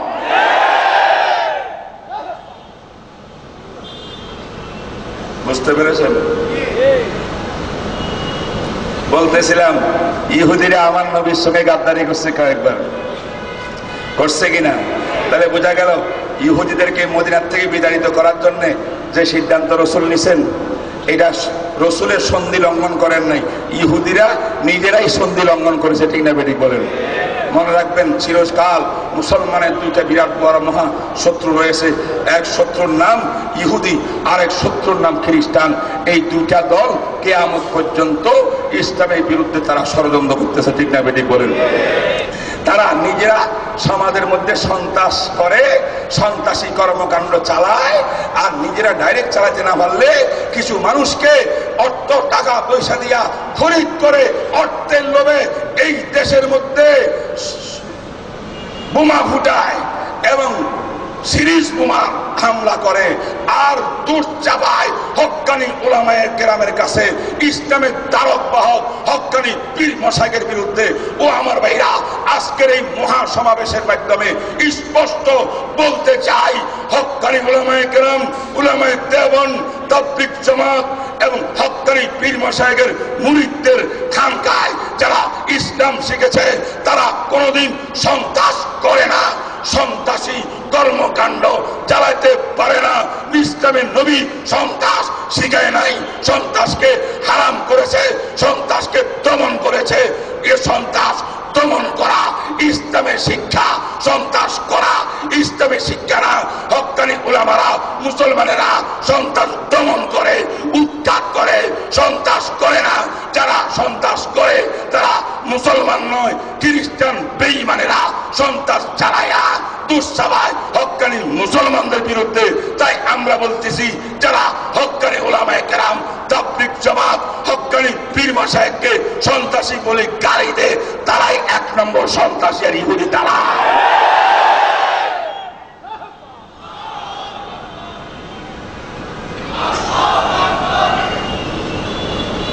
ঠিক না বেঠিক বলেন? হ্যাঁ, আল্লাহু আকবার। আমার বন্ধুরা, আমার কথা দীর্ঘায়িত হয়ে গেছে।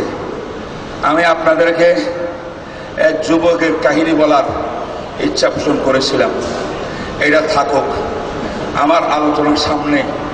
আল্লাহ তৌফিক দিলে অন্য সময় আমি সূরা আহজাবের কত নম্বর আয়াত তেলাওয়াত করছি? জোরে কর না। 21 নম্বর আয়াত মনে আছে? মাশাআল্লাহ, জাযাকাল্লাহ খাইর। অনেক ভাইরা আয়াত নম্বর বলি, হাদিস নম্বর বলি মুখস্থ রাখতে পারে না, আপনারা মুখস্থ রাখছেন। সূরা আহজাবের 21 নম্বর আয়াত। এখানে আল্লাহ পাক রব্বুল আলামিন বলছেন যে আমার নবী মদিনা শরীফে গেলেন, মক্কা শরীফে ছিলেন 13 বছর, মদিনা শরীফে 10 বছর। ঠিক না ঠিক কোন? নবী হওয়ার আগ পর্যন্ত মক্কা শরীফে তিনি ছিলেন কত বছর? 40 বছর। ঠিক না ঠিক বলুন? বিশ্বনবী মুহাম্মদ রাসূলুল্লাহ এই বিশ্বের জগতের ভিতরে আগমন ঘটেছে 570 খ্রিস্টাব্দের এপ্রিল মাসের 22 তারিখ রোজ সোমবার শোভে সাদেকের সময় মা আমেনার কোলে হলি মক্কাতে। বলেন সুবহানাল্লাহ। কোন মাস? কোন মাস? সেপ্টেম্বর। তারিখ কত? 22 সন কত 570। আমি ইংলিশে বললাম, কেন বললাম জানেন? বলবো এই জন্য বললাম, যখন রসুল মক্কা হলি মক্কাতে জন্মগ্রহণ করেন মা আমেনার কোলে, তখন ইসলামের প্রশাসন ছিল না, তখন বর্বরার আইয়ামে জাহেলিয়াতের যুগ ছিল। সেই যুগে রবিউল আউয়াল, রবিউল সানি, আরবি এই পবিত্র মাসগুলা দিয়া বছর মাস গণনা ছিল না। এই সময় ইংলিশ মাস হিসাবে ঈসা নবী কখন জন্মগ্রহণ করেছেন খ্রিস্টানদের, তার জন্ম তারিখ থেকে গিয়া ইংলিশ সন শুরু হয়েছে, এখনো চলতেছে, ঠিক না? 2016 এটা কোন সন? মিলাদি, ঈসা নবীর জন্ম কাহিনী থেকে নিয়া। এইটা রসুল যখন জন্মগ্রহণ করেছিলেন ইংলিশ মাস ছিল কিনা? হ্যাঁ, 570 খ্রিস্টাব্দের এপ্রিল মাস ছিল কিনা? 22 তারিখ, এটা কনফার্ম, এটার মধ্যে কোনো ভুল নাই। কিন্তু রবিউল আউয়াল তো ছিলই না তখন। উনি রবিউল আউয়ালে জন্ম করছেন না আরেক মাসে জন্মগ্রহণ করছেন? 12 তারিখে করলেন না আরেক তারিখে করলেন? এটা তো বলার উপায় নাই, কারণ তখন তো নো রবিউল আউয়াল, নো রবিউল সানি, কিছুই নাই, আরবি মাসে নাই। আমি বলবো কোত্থেকে? এই কথাটা ঠিক না বেঠিক? আপনি বলবেন হুজুর যদি বলতে না পারেন তাহলে আমরা কেন ইতিহাসের পাতা লেখা আছে 12 রবিউল আউয়াল রসুলের জন্মগ্রহণ? তার উত্তর হইল যে রসুল যখন নবী হয়েছেন 40 বছর পরে, মক্কা শরীফের ভিতরে 13 বছর হয়েছেন, তখন এই 13 বছর কালীন আল্লাহ পাক নবীকে ওয়ারাদ দিয়েছেন, আপনি এই মক্কা নগরীর ভিতরে ইসলামের পতাকা উড্ডীন করতে পারবেন না। ও আমার মাহবুব নবী, ইসলামের স্টেজ কায়েম করার জন্যে, ইসলামী রাষ্ট্র কায়েম করার জন্যে আপনাকে মদিনা শরীফ যাইতে হবে মক্কা ছাড়িয়া। তখন রসুলের আল্লাহর নির্দেশে রসুল হিজরত করার সিদ্ধান্ত নিয়েছেন। যেই মাস থেকে হিজরত করার সিদ্ধান্ত নিয়েছেন সেই মাস থেকে কি শুরু হইল? আরবি মাস গণনা শুরু হইল। তাহলে আমার ভাইরা 40 বছর অতিবাহিত হলো, আরো 13 বছর, 40 আর 13 কত হইল? 53 বছর। রসুলের 53 বছর পরে আসিয়া আরবি মাস গণনা শুরু হয়েছে। এখন 53 মাস পরে আসিয়া তো আরবি মাস গণনা শুরু হয়েছে। এখন রসুলের আশেকরা চিন্তা করলো, হ্যাঁ রে, তখন তো আরবি মাস ছিল না, এখন তো আরবি মাস আসছে, আমরা একটা আইডিয়া করে কাগজ কলম লইয়া, ক্যালেন্ডার গুলা একত্রিত করে লইয়া 53 বছর পিছনে যাব, গুনতে গুনতে দেখি তো 22 এপ্রিল 570 খ্রিস্টাব্দের সোমবার দিবসটা আরবি মাস যদি ওই সময় থাকতো, বর্তমান হিসাব হিসাবে পিছনের দিকে জায়গা 53 বছর, কোন তারিখ হয় কোন মাস হয় একটু আমরা যাচাই বাছাই করে দেখি। দেখতে কি এখন ঐতিহাসিকগণ তালাশ করে করে 12 রবিউল আউয়াল বাড়ি করেছে। বুঝেন না আমার কথাটা? এখন হিসাবের মধ্যে আরবি মাস কি ফিক্সড না ফিক্সড না? আরবি মাস কখনো 29, কখনো 30, ঠিক না? ঠিক কর। আর ইংলিশ মাস কোন মাস কোন তারিখ হবে সব ঠিক নির্ধারিত আছে কিনা? তাইলে এখন গণকরা গণনা করতে করতে সেখানে যাইয়া কেউ কয় না আমার হিসাব মতো তো 8 রবিউল আউয়াল হয়, আরেকজন আমার হিসাব মতো 9 রবিউল আউয়াল হয়, আরেকজন আমার হিসাব মতো 12 রবিউল আউয়াল হয়। এখন মত 3-4টা আসছে, ঠিক না বেটি? প্রসিদ্ধ মত হইল 12 রবিউল আউয়াল। কিন্তু এটা আমরা বুঝলাম যেহেতু নিশ্চিত বলা যায় না, হিসাব নিকাশে ব্যবধান থাকতে পারে, তাহলে রসুলের জন্ম 12 রবিউল আউয়াল এটা হলো সম্ভাব্য, নিশ্চিত না, ঠিক না বেটি? বুঝতে পারলাম? বুঝলেন কথা? আচ্ছা, আমি জিজ্ঞাসা করি, রবিউল আউয়ালের মাস তো গণনা শুরু হয়েছে নবীর হিজরত থেকে। মক্কা মদিনা শরীফে কয় বছর ছিলেন রসুল? 10 বছর ছিলেন। এই 10 বছর পরে রসুল একদিন দুনিয়াতে বিদায় গ্রহণ করছেন কিনা? রসুলের এন্তেকাল হয়েছে কিনা? এন্তেকাল হওয়ার সময় আরবি মাসের গণনা ছিল কিনা? তখন বিশ্বের ঐতিহাসিকগণ জানতেন। আগে 570 খ্রিস্টাব্দে আব্দুল্লাহর মা আমেনার কোলে যে বাচ্চা জন্মগ্রহণ করছেন, পৃথিবীর মানুষ জানতো না এই বাচ্চা কি হবে না হবে ভবিষ্যতে।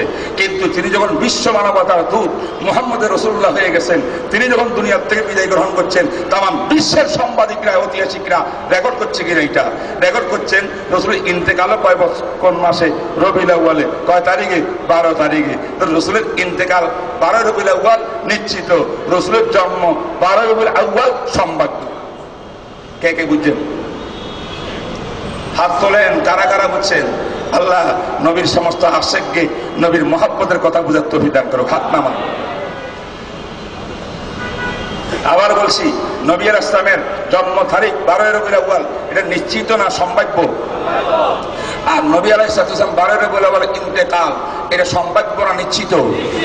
তাহলে আমি কিছুক্ষণের জন্য মানলাম রসুল 12 তারিখে জন্মগ্রহণ করছেন, বিশ্ব মানবতার দূত এই তারিখে আসছেন তাম বিশ্ব মানবতার জন্য। এই তারিখটা রাসূলের আগমনের উপলক্ষে অত্যন্ত মহাপবিত্র তারিখ, কারণ এমন মহান নায়ক তাম বিশ্বকে আলোকিত করেছে, অন্ধকার শিরক কুফরের অন্ধকার থেকে মানব জাতিকে বের করে শান্তির পথ দেখিয়েছেন যে মহান নবী, সেই নবীর আগমন 12 রবিউল আউয়াল, তাই এটা মহাপবিত্র দিবস শিক্ষা বেরি বলেন। কিন্তু এই তারিখে নবীজির বিদায় হয়েছেন, ইন্তেকাল করছেন। রসুলের ইন্তেকালে কারা কারা খুশি? হাত তোলেন দেই। রসুলের ইন্তেকালে আপনারা খুশি না বেজার না দুঃখিত? সাহাবায়ে কেরাম খুশি হয়েছেন না বেজার হয়েছেন? সাহাবারা পাগল হয়ে গেছে। উমর ইবনে খাত্তাব বলেন, যদি কেউ বলো মুহাম্মদ মারা গেছে, আমি তার গর্দন ছেদ করে ফেলবো, উচ্ছেদ করে ফেলবো। আমি এটা মানতে পারতেছি না রসুল মারা যান নাই, এমন পাগল হয়ে গেছেন। কিছু কিছু সাহাবি কানতে কানতে মদিনার মসজিদ ছাড়িয়া জঙ্গলে পাহাড়ের দিকে লুকাই গেছেন, কানতে কানতে সহ্য করতে পারতেছেন নবীর ইন্তেকাল। একজন সাহাবি হাল চাষ করতেছিলেন, একজন লোক রাস্তা দিয়া যাইয়া কয়, ও সাহাবি কি করো? হাল চাষ করি। খবর জানছো? কোন না, কি খবর? তো মদিনা শরীফের থেকে আমি আসতেছি, আল্লাহ নবী তো আর দুনিয়াতে নাই, ইন্তেকাল করছেন। এই সাহাবী হাল বন্ধ করিয়া রাস্তার উপরে উঠছেন, উঠিয়া 2 রাকাত নামাজ পড়িয়া আল্লাহর কাছে হাত তুলছেন। হাত তুলিয়া কাঁদতে কাঁদতে বলে, ওগো আল্লাহ, আমার চোখের শক্তি তুমি উঠাই দাও, আমাকে অন্ধ করে দাও, আমার শ্রবণ শক্তি বন্ধ করিয়া দাও, আমাকে বহরা করে দাও। কারণ আমি এই কানের শ্রবণ শক্তি রাখছিলাম বিশ্বনবী মুহাম্মদ রাসূলের জবানে কথাবার্তা শোনার জন্য, আর এই 2 চোখের নয়ন রাখছিলাম বিশ্বনবীর চেহারা মোনাব্বর জিয়ারত করার জন্য। নবী যখন দুনিয়ার মধ্যে নাই, এই চোখের দৃষ্টি শক্তিও আমার দরকার নাই, কানের শ্রবণ শক্তিও আমার দরকার নাই। সুতরাং আমি এমন নবীর আশিক আমার ভাইরা, সাহাবায়ে কেরাম কানতে কানতে যার যার অনেক লোক বেহুশ হইয়া গেছে নবীর ইন্তেকালে। ইন্তেকালটা 12 রবিউল আউয়াল হয়েছে, নবীর সাহাবীরা কানতে কানতে অজ্ঞান হয়ে গেছেন। আমি জিজ্ঞেস করি, কারা কারা নবীর ইন্তেকালে বেজার? হাত তোলেন। কারা কারা খুশি? একজনও নাই, আছেন একজন? সাহাবারা খুশি না বেজার? কারণ নবী ছিলেন রহমত, রহমতুল আলামিনের বিদায় মানব জাতির জন্য মহা বড় সংকট, মহা বড় বিপদ। কোন ইমানদার খুশি হইতে পারে না নবীর ইন্তেকালে। যে ইমানদার খুশি উদযাপন করবে, তার মতো বেঈমান দুনিয়াতে আর কেউ নাই। ঠিক না বেটি? বুঝছেন মাসলা? এবার ফতোয়া আপনারা দিবেন, আমি আর কিছু বলবো না। আমাদের বাংলাদেশে বিভিন্ন দেশে রবিউল আউয়ালের 12 তারিখে নবীর কিছু উম্মত আশিকে রাসূল নাম দিয়া রেলি বের করিয়া জশ্নে জুলুসে ঈদে মিলাদুন নবী, ঈদের আনন্দ মিছিল করছে কিনা? কয় তারিখ? 12 রবিউল আউয়াল। তাহলে আনন্দ মিছিল করলেন কিসের উপরে আনন্দ? রাসূলের ইন্তেকালে না রাসূলের জন্মে? আর একটা মাসলা বলবো, আপনার আব্বা জান, আমার আব্বা জান আজ থেকে 100 বছর আগে তিনি জন্ম লাভ করেছিলেন, আজকের এই তারিখে 26 রবিউল আউয়াল। কথা বুঝেন? আবার তিনি 80 বছর বয়সে মাত্র 20 বছর আগে তিনি কি হয়েছেন? ইন্তেকাল করছেন। আমি আমার বাপের যোগ্য সন্তান, আমার মতো সন্তানের জন্য আমার আব্বা মাত্র 20 বছর আগে মারা গেল, আর 100 বছর আগে জন্ম লাভ করলো।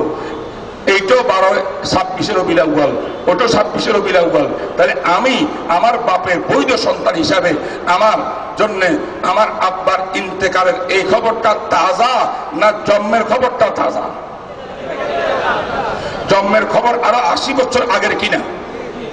বলেন না?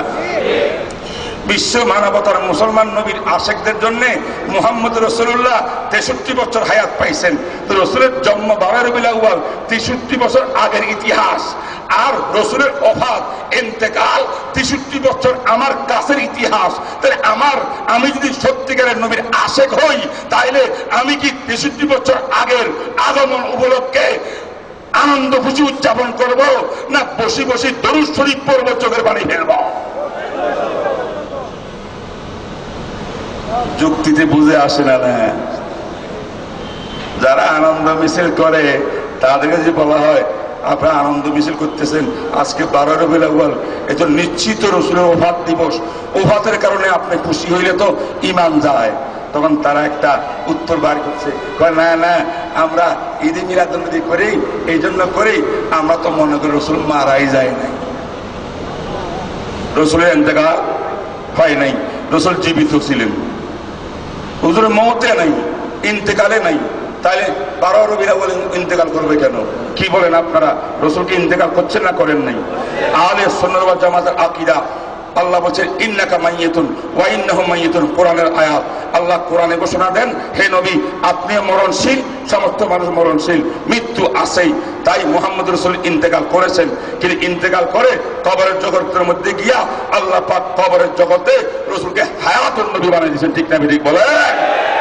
তাইলে আমার নবী 63 বছর পরে রোজ সোমবারে ইন্তেকাল করাও ঠিক কোরআনের আয়াত অনুযায়ী। আবার কবরের জগতে গিয়া তিনি হায়াতুন নবী হয়েছেন, এটাও ঠিক হাদিসের মাধ্যমে, হাদিসের মাধ্যমে হায়াতুন নবী প্রমাণিত, কোরআনের মাধ্যমে আমার নবীর ইন্তেকাল প্রমাণিত। এখন যদি ঈদ উদযাপন করার জন্য কেউ বলে আমার নবী ইন্তেকাল করেন নাই, সে কোরআন মানে না। যে কোরআন মানল না সেই ব্যক্তি নবীর আশিক হওয়া দূরের কথা, মুসলমান হবে না।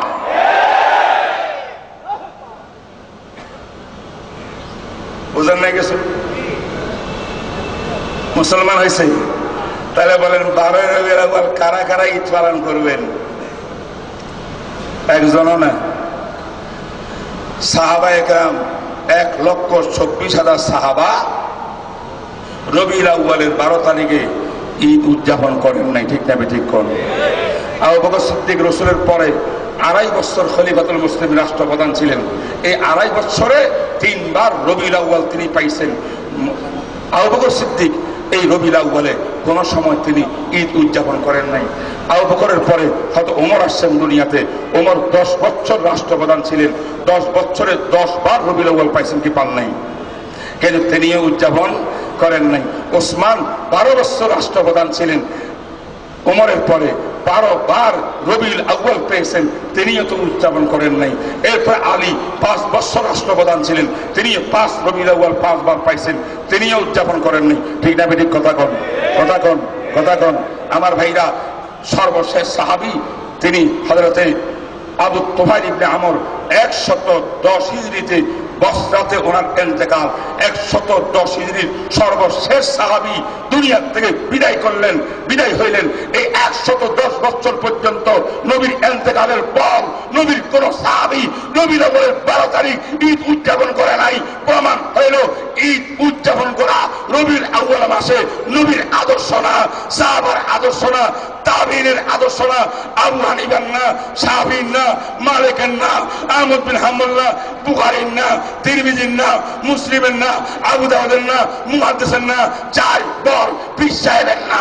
অতএব বর্তমানে যা করা হচ্ছে সব খ্রিস্টানদের বড়দিনের অনুসরণ করে, খ্রিস্টানদের কালচার ছাড়া ইসলামের সাথে কার সম্পর্ক নাই।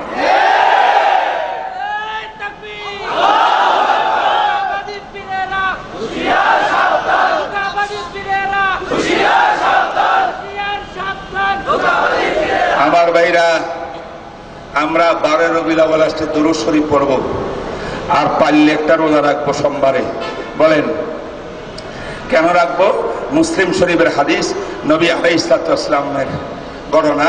সাহাবায়ে কেরাম বলেন রাসূল সাল্লাল্লাহু আলাইহি প্রত্যেক সোমবারে রোজা রাখতেন। আমরা জিজ্ঞাসা করলেন, ওগো আল্লাহর নবী, আপনি কেন প্রত্যেক সোমবারে রোজা রাখেন? তখন তিনি বললেন যে আমি রোজা রাখি কয়েক কারণে, তার মধ্যে 1 নম্বর কারণ হইল আমার এই সোমবারে আমার জন্ম হয়েছে সোমবার, তাই আমি রোজা রাখি। বলেন সুবহানাল্লাহ। সোমবারে কি হয়েছে রসুল? জোরে কান, জন্ম লাভ করেছেন। আর একটা কারণ, সোমবার দিবসে কোরআন নাজিল হয়েছে। বলেন সুবহানাল্লাহ। কোন জোরে কান সুবহানাল্লাহ। তাহলে সোমবারে রসুল রোজা রাখতেন কি জন্যে? আমার দিকে তাকান, আমার দিকে তাকান। আমাদের হাফিজুর রহমান সিদ্দিক সাহেব আসছেন, ভালো করে ওয়াজ শুনতে পারবেন। উনি বসে আসছেন, অসুবিধা নেই, কথা আমার গুলা শোনেন। সেগুলা কি বলছি? সোমবার দিবসে রসুলের আমল কি ছিল? রোজা রাখা। এই ভালো করে খেয়াল করেন, রোজা কেন রাখছেন? দুই কারণে। এক কারণ ফিহে উলিদতু, আমার জন্ম হয়েছে সোমবারে, ঠিক না বেঠিক কর? তাহলে রসুল জন্ম দিবস পালন করেছেন, জন্ম তারিখ পালন করেন নাই। কারণ প্রত্যেক 12 রবিউল আউয়াল তো কি হয় না? সোমবার হয় না। এই বছর 12 রবিউল কি তারিখ হয়েছে? শুক্রবার, ঠিক না বেঠিক? তাই আল্লাহ নবী বলেন তারিখ ধরলে তো হবে না, আমি দিবসটা সোমবার, তাই প্রত্যেক সোমবারে রোজা রাখবো। কারণ আমাকে আল্লাহ দুনিয়ার মধ্যে প্রেরণ করছেন, আমি জন্ম লাভ করছি, ভূমিষ্ঠ হয়েছি এই সোমবারে, তাই ভূমিষ্ঠের জন্য আমি আল্লাহর শুকর আদায় করতেছি রোজা রাখিয়া। বলেন আলহামদুলিল্লাহ। আর আমাদের কিছু ভাইরা 12 রবিউল আউয়াল আশিকে রাসূল কলায় খাইয়া দাইয়া ধুমধাম আর ঈদ পালন করিয়া, ঠিক না বেঠিক? নবী জন্মের জন্য রোজা রাখছেন, জন্ম পালনে রসুল কি করছেন? সোমবারে রোজা রাখছেন। আর বর্তমান আশিকে রসুলরা ঈদ পালন করে। আমি জিজ্ঞাসা করি, ঈদের দিন রোজা রাখা যায় আসেনি? জোরে কন। এই ঈদের দিন রোজা রাখা যায় আছে? আচ্ছা, রোজার দিনে ঈদ করা যায় আছে? তাহলে রোজা আর ঈদ বিপরীত কিনা? তাহলে আমার নবী রাখছেন জন্ম তারিখ উপলক্ষে রোজা, বর্তমান আশিকে রাসূলরা রাখে ঈদে মিলাদুন নবী আর ঈদ। ঈদ আর রোজা সম্পূর্ণ বিপরীত। আমার নবীর আদর্শের সঙ্গে বর্তমান যারা ঈদে মিলাদুন নবী করে তারাও বিপরীত, নবীর আদর্শের নয় না। কথা নেই না বেঠিক বলেন? মহতরম হাজরিন, আয়াত শরীফ তেলাওয়াত করছিলাম, অনুবাদ করে শেষ করে দেব। অনেকক্ষণ আমার কথা হয়েছে, উনি অনেক দূরে ছিলেন, আমার লোকে যোগাযোগ হয়েছে, আসা পর্যন্ত আমি বললাম আমি কথা চালাবো। আয়াত শরীফ সূরা আহজাবের কয় নম্বর আয়াত? 21 নম্বর আয়াত। এই 21 নম্বর আয়াতে আমার আল্লাহ বলেন, লাকাদ কানা লাকুম ফি রাসূলিল্লাহি উসওয়াতুন হাসানাহ লিমান কানা ইয়ারজুল্লাহ ওয়াল ইয়াউমাল আখির ওয়া যাকারাল্লাহ কাসীরা। আমার আল্লাহ বলেন মুনাফিকদেরকে উদ্দেশ্য করিয়া, যারা আহজাবের যুদ্ধ থেকে বিভিন্ন মিথ্যা বাহানা দিয়া নবীর সঙ্গ ত্যাগ করে মুনাফিকরা মদিনায় চলে আসতেছিলেন, আমার আল্লাহ বলেন, ও মাহবুব নবী, বিশ্ব মানবতাকে আপনি জানিয়ে দেন আমি সমস্ত মানবতার জন্য আইডিয়াল আদর্শ বানাইছি মুহাম্মদুর রাসূলুল্লাহকে। বলেন মুহাম্মদুর রাসূলুল্লাহ আমাদের আদর্শ, ঠিক না বেঠিক? বলেন জোরে বলেন, ঠিক না বেঠিক? মুহাম্মদুর রাসূলুল্লাহ আদর্শ আইডিয়াল। নামাজের ক্ষেত্রে রসুল আইডিয়াল, ঠিক না বেঠিক? আকীদার ক্ষেত্রে রসুল আইডিয়াল, যাকাতের ক্ষেত্রে রসুল আইডিয়াল, লেবাস পোশাকের ক্ষেত্রে রসুল আইডিয়াল, মা বোনদের পর্দার ক্ষেত্রে রসুল আইডিয়াল, ঠিক না বেঠিক? পারিবারিক জগতে রসুল আইডিয়াল, ব্যক্তিগত জীবনে রসুল আইডিয়াল, সামাজিক জীবনে রসুল আইডিয়াল, রাষ্ট্রীয় জীবনে রসুল আইডিয়াল, অর্থনৈতিক হালাল হারামের ব্যাপারে রসুল আইডিয়াল। সর্বক্ষেত্রে রসুলকে যারা আদর্শ মানি জীবন যাপন করতে হবে, সে হবে পাক্কা আশিক রসুল। সর্বশেষ একটা কথা না বলিয়া হয় না, আজকে বিরাট বড় সমাবেশ। বর্তমান আমাদের সমাজের ভিতরে মসজিদে মসজিদে জায়গায় জায়গায় একটা ফিতনা চলতেছে। সেই ফিতনার নাম ফিতনায় আহলে হাদিস। তারা বলে আমরা রসুলের নামাজ পড়ি, রসুল আমাদের আইডিয়াল, রসুল নামাজ পড়ছেন আমিন জোরে কইয়া, এই না বেটি কয় কিনা? রসুল নামাজ পড়ছেন রুকুতে যাইতে আর উঠতে হাত তুলিয়া, বলে কি বলে না? রসুল নামাজ পড়ছেন মুক্তাদিরা কেরাত পড়িয়া, এই সমস্ত কথা বলে। তারা বলে মাযহাব মানার কোনো প্রয়োজন নাই, মাযহাব মানা শিরিক আর বেদাত, আমাদের মুসলমানের মানতে হবে একমাত্র কোরআন হাদিস, ঠিক না বেঠিক বলেন?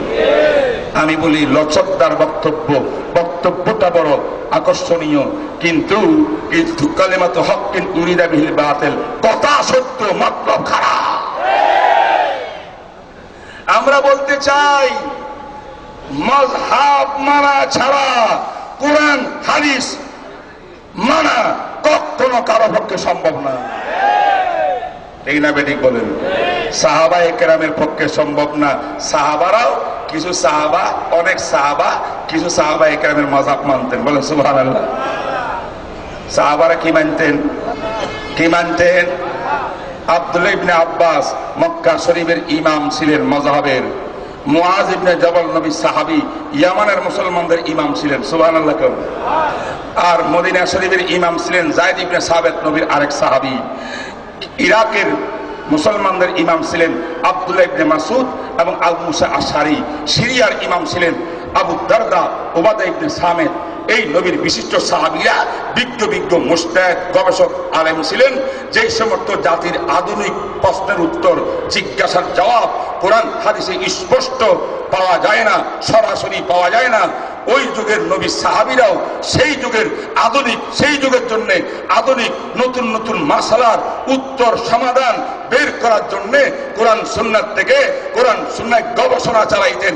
গবেষণা চালাইয়া গবেষণামূলক সিদ্ধান্ত নিয়া মুসলমানকে ফতোয়া দিতেন। মুসলমান সাহাবীরা তাদের ফতোয়া মেনে নিতেন। বুখারী শরীফের মধ্যে কিতাবুল হজে আছে, মক্কার মুসলমানরা ইবনে আব্বাসকে ইমাম মানিয়া চলতেন, মদিনার মুসলমানরা যায়েদ ইবনে সাবিতকে ইমাম মানিয়া চলতেন, আর ইয়েমেনের মুসলমানরা মুআজ ইবনে জাবালকে ইমাম মানিয়া চলতেন, ইরাকের মুসলমানরা আব্দুল্লাহ ইবনে মাসউদকে ইমাম মানিয়া চলতেন। বুখারী শরীফের কিতাবুল ফরায়েজের মধ্যে এই হাদিস আছে। আর সিরিয়ার মুসলমানরা আবু দারদা এবং উবাদা, এই দুজন সাহাবীকে ইমাম মানিয়া বলতেন। আর রাসূল বলেন, ও আমার সাহাবারা, তোমরা কোরআন হাদিসের মধ্যে যেই সমস্যার সমাধান সরাসরি পাইবে না, তোমরা সেই সমাধান কোরআন হাদিস থেকে উদ্ভাবন করো। আমি অনুমতি দিলাম, আমি মাযহাবের অনুমোদন করলাম। আর নবী সাহাবীরা নবীর দোয়া নিয়া মাযহাব নিজেরা আবিষ্কার করছে। অন্য সাহাবীরা এই সাহাবীদের মাযহাব মানে নিয়েছে। তাহলে আমি জিজ্ঞাসা করি, মাযহাব অনুমোদন কার? রাসূলুল্লাহ। মাযহাব কে অনুমোদন করছে? জোরে কোন মাযহাব কে অনুমোদন করছেন? হাদিসের মধ্যে আছে মাযহাব অনুমোদনকারী রাসূলুল্লাহ সাল্লাল্লাহু আলাইহি ওয়াসাল্লাম। আর সাহাবায়ে কেরাম মাযহাব আবিষ্কার করছেন। কারা কারা? যে সমস্ত সাহাবী বিজ্ঞ আলেম ছিলেন, কোরআন হাদিসের বড় গবেষক, আবু হানিফার থেকে আরো বড় গবেষক, এরা ছিলেন মাযহাবের ইমাম। এরা একটা গবেষণা করে ফতোয়া দিতেন, ওরা মানতেন। যে কোনো গবেষক, কোরআন সুন্নাহর গবেষক, গবেষণা করিয়া গবেষণার তল দেশে গিয়া সেখান থেকে মানব জাতির নতুন নতুন সমস্যার সমাধান উদ্ভাবন করিয়া যেই সিদ্ধান্ত নিতেন, গবেষকের সিদ্ধান্তের নাম গবেষকের মত, আর গবেষকের মতের অপর নাম বাংলাতে গবেষকের পথ, আর পথের নাম আরবিতে মাযহাব। তাহলে প্রত্যেক সাহাবীর গবেষণামূলক সিদ্ধান্তের নাম ওই সাহাবীর মাযহাব। আর অন্য মুসলমান যারা গবেষণা করতে সক্ষম নয়, তারা ওই মাযহাবের ইমামের, সাহাবীর মাযহাব অনুসরণ করতেন। তাইলে মাযহাব মানা, মাযহাব আবিষ্কার করা, সাহাবীদের আদর্শ মাযহাব অনুমোদন দেওয়া মুহাম্মদুর রাসূলের পক্ষ থেকে, রাসূল নির্দেশিত। তাই বর্তমান যুগে যেই হোক না কেন, টেলিভিশনের বক্তা হোক, আমাদের মসজিদের কোন আলে হাদিস নামদারি শয়তানরা হোক, যদি বলে মাযহাব মানা শিরক, তাইলে তার ফতোয়ায় রাসূল মুশরিক হয়ে যাবে, তার ফতোয়ায় 1 লক্ষ সাহাবী মুশরিক হয়ে যাবে। যার ফতোয়ায় সাহাবীরা মুশরিক প্রমাণিত হবে, রাসূল মুশরিক প্রমাণিত হবে, সে মুসলমান নয়, সে হলো ইহুদি খ্রিস্টানের বাগদাদা।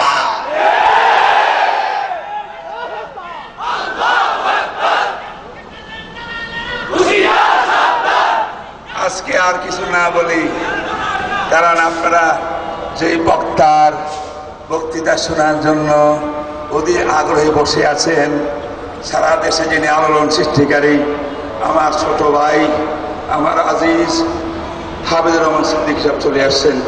আমি ওনাকে মন ভরে ওয়াজ করার জন্যে আজকে সুযোগ দিচ্ছি। আল্লাহ তৌফিক দিলে কোনো সময় আবার যদি আমার আশা হয়, তাইলে আলোচনা আরো চলবে ইনশাআল্লাহ তাআলা। ওনাকে তো সবসময় পাওয়া যায় না, আলহামদুলিল্লাহ আমাদের মহব্বতে তিনি আসছেন। আমি আজকে আরো বলবো, আজকে খুব বেশি করে ওয়াজ করার জন্য। কি বলেন? উনি মাঝে মধ্যে একটু ফাঁকি দেয়, 1 ঘন্টা কয়ে আর করতে পারবো না। আজকে বলবো ভালো করে ওয়াজ করবেন, 2.5 ঘন্টা 3 ঘন্টা, ঠিক আছে? সাল্লাল্লাহু তাআলা আলা খাইরি খালকি মুহাম্মদ ওয়া আলা আলিহি ওয়া আসহাবিহি ওয়া বারিক ওয়া সাল্লিম। আমার ভাইরা, এই মার্ক আলহেরা টাওয়ারে Sheikh Zakaria Islamic research centre, বিরাট বড় মাদ্রাসা, ফতোয়া বিভাগ, হাদিস বিভাগ, তাফসীর বিভাগ, আদব বিভাগ, দাওরা, মিশকাত, অনেক বড় মাদ্রাসা আলহামদুলিল্লাহ, সেখানে অনেক বই পুস্তকও বের হয়েছে।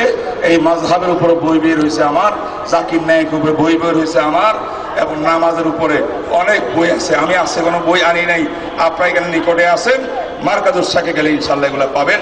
আল্লাহ আমাদের সকলকে সহিভাবে নবীর আদর্শ, সাহাবাদের আদর্শ অনুপাতে কোরআন সুন্নাহর উপরে আমল করিয়া আমরা জান্নাতি হওয়ার আমাদের সবাইকে তৌফিক দান করুক।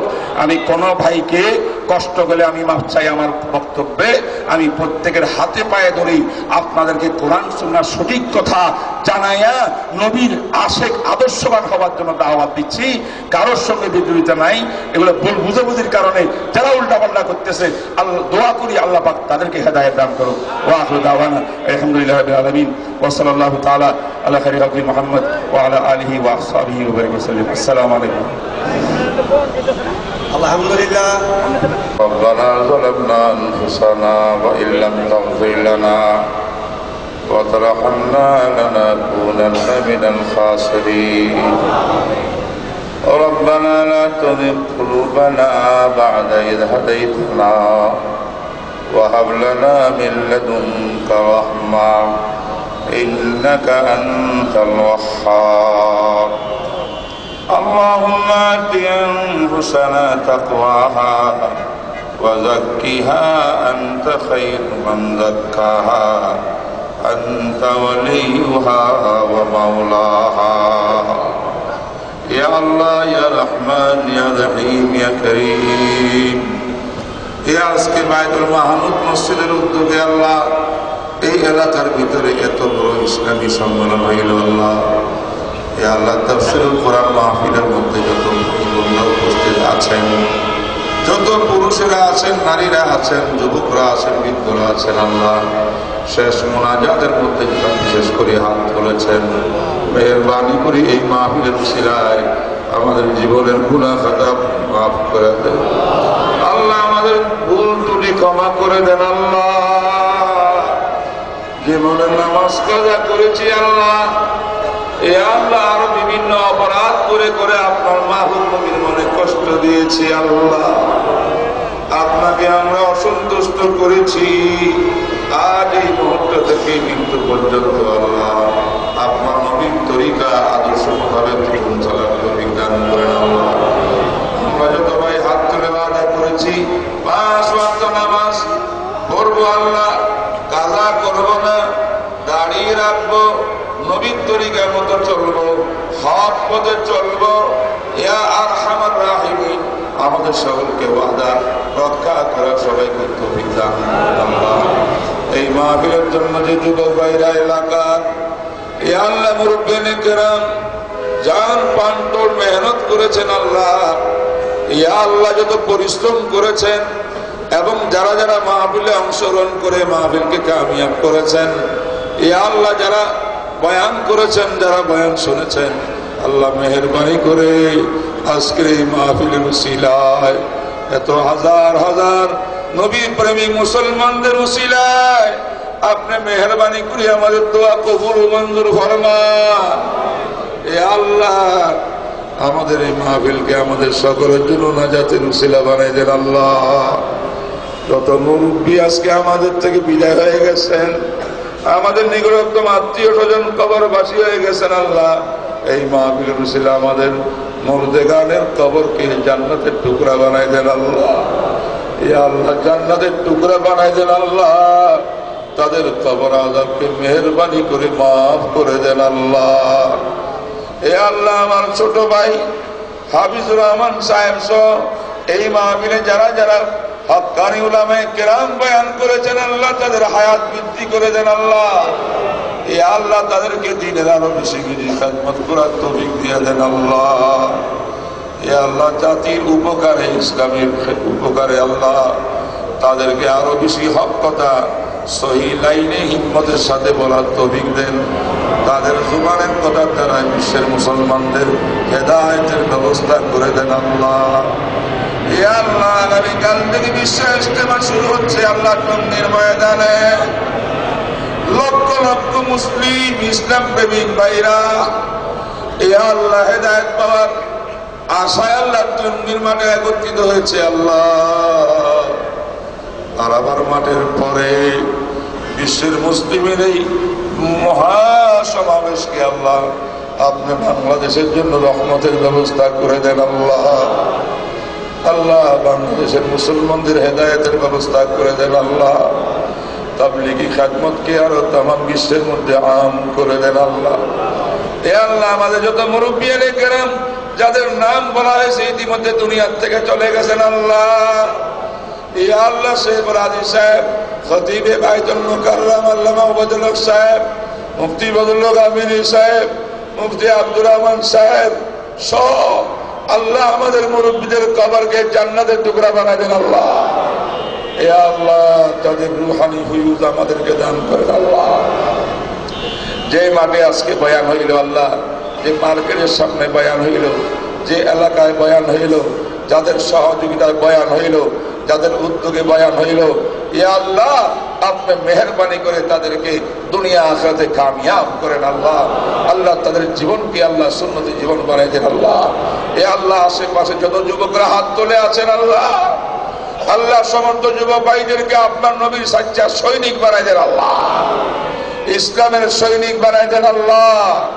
আল্লাহ এই নবীর উপরে এই বাংলার জমিনে যদি কোন রকমের উল্টা সিধা কথাবার্তা হয়, আমাদের সামনে নবীর অপমান হয়, বুকে তাজা রক্ত দিয়ে হলো আল্লাহ নবীর এই চোখকে আপনি রক্ষা করার আমাদেরকে তৌফিক দান করেন আল্লাহ। ইয়া রহমান রহিম, এ আল্লাহ যে মসজিদের উদ্যোগে মাহফিল আছে আল্লাহ, মসজিদের যাবতীয় জরুরতকে আপনি পূরণ করে দেন। এ আল্লাহ মাহফিলের খরচার ব্যবস্থা করে দেন। যারা দান করেছেন তাদের দানকে আপনি কবুল করেন আল্লাহ।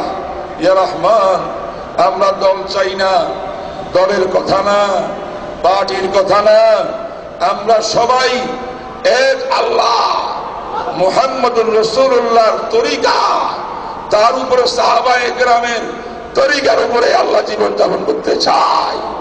আল্লাহ আপনি তৌফিক দান করেন, আল্লাহ আপনি তৌফিক দান করেন আল্লাহ। 27-28 জানুয়ারি আল্লাহ আহলে সুন্নাত ওয়াল জামাত পরিষদের মহা সম্মেলনকে, আফতাব নগরের সম্মেলনকে পুরা দেশবাসীর জন্য হেদায়েতের ব্যবস্থা করা দেন।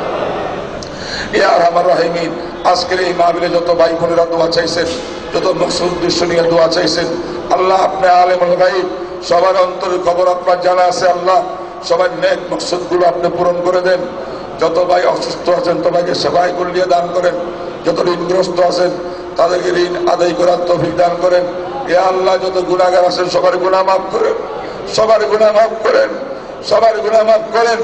আজকের এই মাহফিলে হাত তুলে তওবা করাকে আপনি কবুল করেন। এই তওবার উসিলাকে আল্লাহ পাক্কা মুসলমান হিসাবে আমাদেরকে কবুল করেন আল্লাহ। এ আল্লাহ মঞ্চের মধ্যে যারা আছেন, প্যান্ডেলে যারা আছেন, আশেপাশে রোডে গানে যারা দাঁড়িয়ে আছেন আল্লাহ, যারা যারা আমার সঙ্গে হাত তুলেছেন, এ আল্লাহ মেহেরবানি করে আমাদের সবার গুনাহ খাতা মাফ করে দেন। আমাদেরকে পিতা মাতার বাধ্য সন্তান হওয়ার তৌফিক দান করেন। পিতা মাতার খেদমত করে জান্নাত অর্জন করার তৌফিক দান করেন। উলামায়ে কেরামকে মহব্বত করার তৌফিক দান করেন। মাদ্রাসায়ে কওমিয়াকে মহব্বত করার তৌফিক দান করেন আল্লাহ। আল হেরা টাওয়ারের মারকাজুস শেখ জাকারিয়া এই প্রতিষ্ঠানকে আপনি মেহেরবানি করে কবুল করেন, দ্বীনী খেদমতের জন্য কবুল করেন। এ আল্লাহ হাবিবুর রহমান সিদ্দিকী সাহেবের যাত্রাবাড়ি মাদ্রাসাকে আল্লাহ আপনি কবুল করেন। সারা বিশ্বের জন্য হেদায়েতের আলোয় মারকাজ বানাই দেন আল্লাহ। আরো যত মাদারেস আমাদের আশেপাশে আছে সমস্ত মাদারেস গুলোকে আপনি কবুল করেন আল্লাহ। মাদ্রাসাওয়ালাদের বিরুদ্ধে, দাঁড়িয়ে টিভিওয়ালাদের বিরুদ্ধে, উলামায়ে কেরামের বিরুদ্ধে যারা কটাক্ষ করে আল্লাহ তাদেরকে আপনি হেদায়েত দান করেন আল্লাহ, হেদায়েত দান করেন আল্লাহ। হেদায়েত তাদের কবরে না থাকলে আল্লাহ আপনার কুদরত দিয়ে খতম করে দেন আল্লাহ। এই জমিনের ভিতরে কোরআনের আওয়াজ বুলন্দ করে দেন আল্লাহ।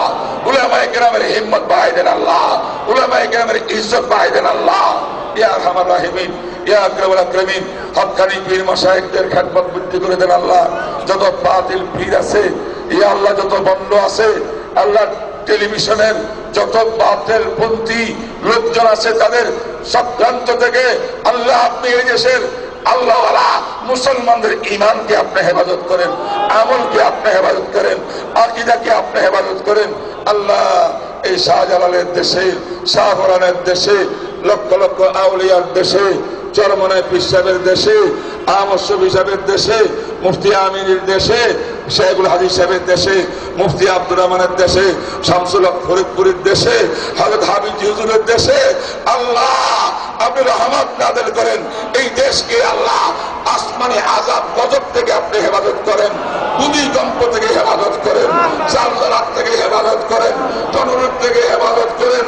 আল্লাহ এই সোনার বাংলাদেশকে আল্লাহ আপনি আপনার কুদরতি হাত দিয়ে আপনি হেফাজত করেন। আল্লাহ যত বহির্বিশ্বের শত্রুরা আমাদের স্বর্ণের দেশ নিয়ে চক্রান্ত করতেছে, আল্লাহ আমাদের এই দেশের সরকার জনগণ নাগরিকদেরকে দেশ প্রেম ইসলাম প্রেম অন্তরে রেখে আল্লাহ সমস্ত বহির্বিশ্বের ষড়যন্ত্র থেকে এই দেশকে সংরক্ষণ করার তৌফিক দান করেন। আল্লাহ যত দোয়া করলাম আল্লাহ, হে আল্লাহ সবচেয়ে বড় দোয়া মৃত্যুর আগে আগে বাইতুল্লাহ শরীফের জিয়ারত নসিব করেন আল্লাহ, বাইতুল্লাহ জিয়ারত নসিব করেন আল্লাহ। রওজা পাকের সামনে দাঁড়িয়ে আপনার মাহবুব নবীকে সরাসরি সালাম দেওয়ার তৌফিক দান করেন। রাহে মেরা মাসকান হাওয়ালিয়ে কাবা বনে মেরা মদফন দিয়ারে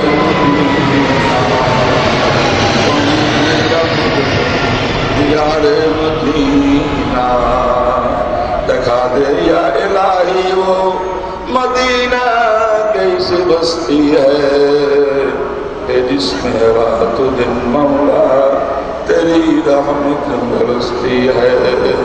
वसल्लल्लाहु ताला अला खैरिल खल्क़ि मुहम्मद व अला आलिहि व अस्हाबिहि व बारिक वसल्लिम बिजुदी सुब्हान रब्बिका रब्बिल इज्जति अम्मा यसिफून व सलामुन अलल मुरसलीन बिरहमतिका या अरहमर राहिमीन।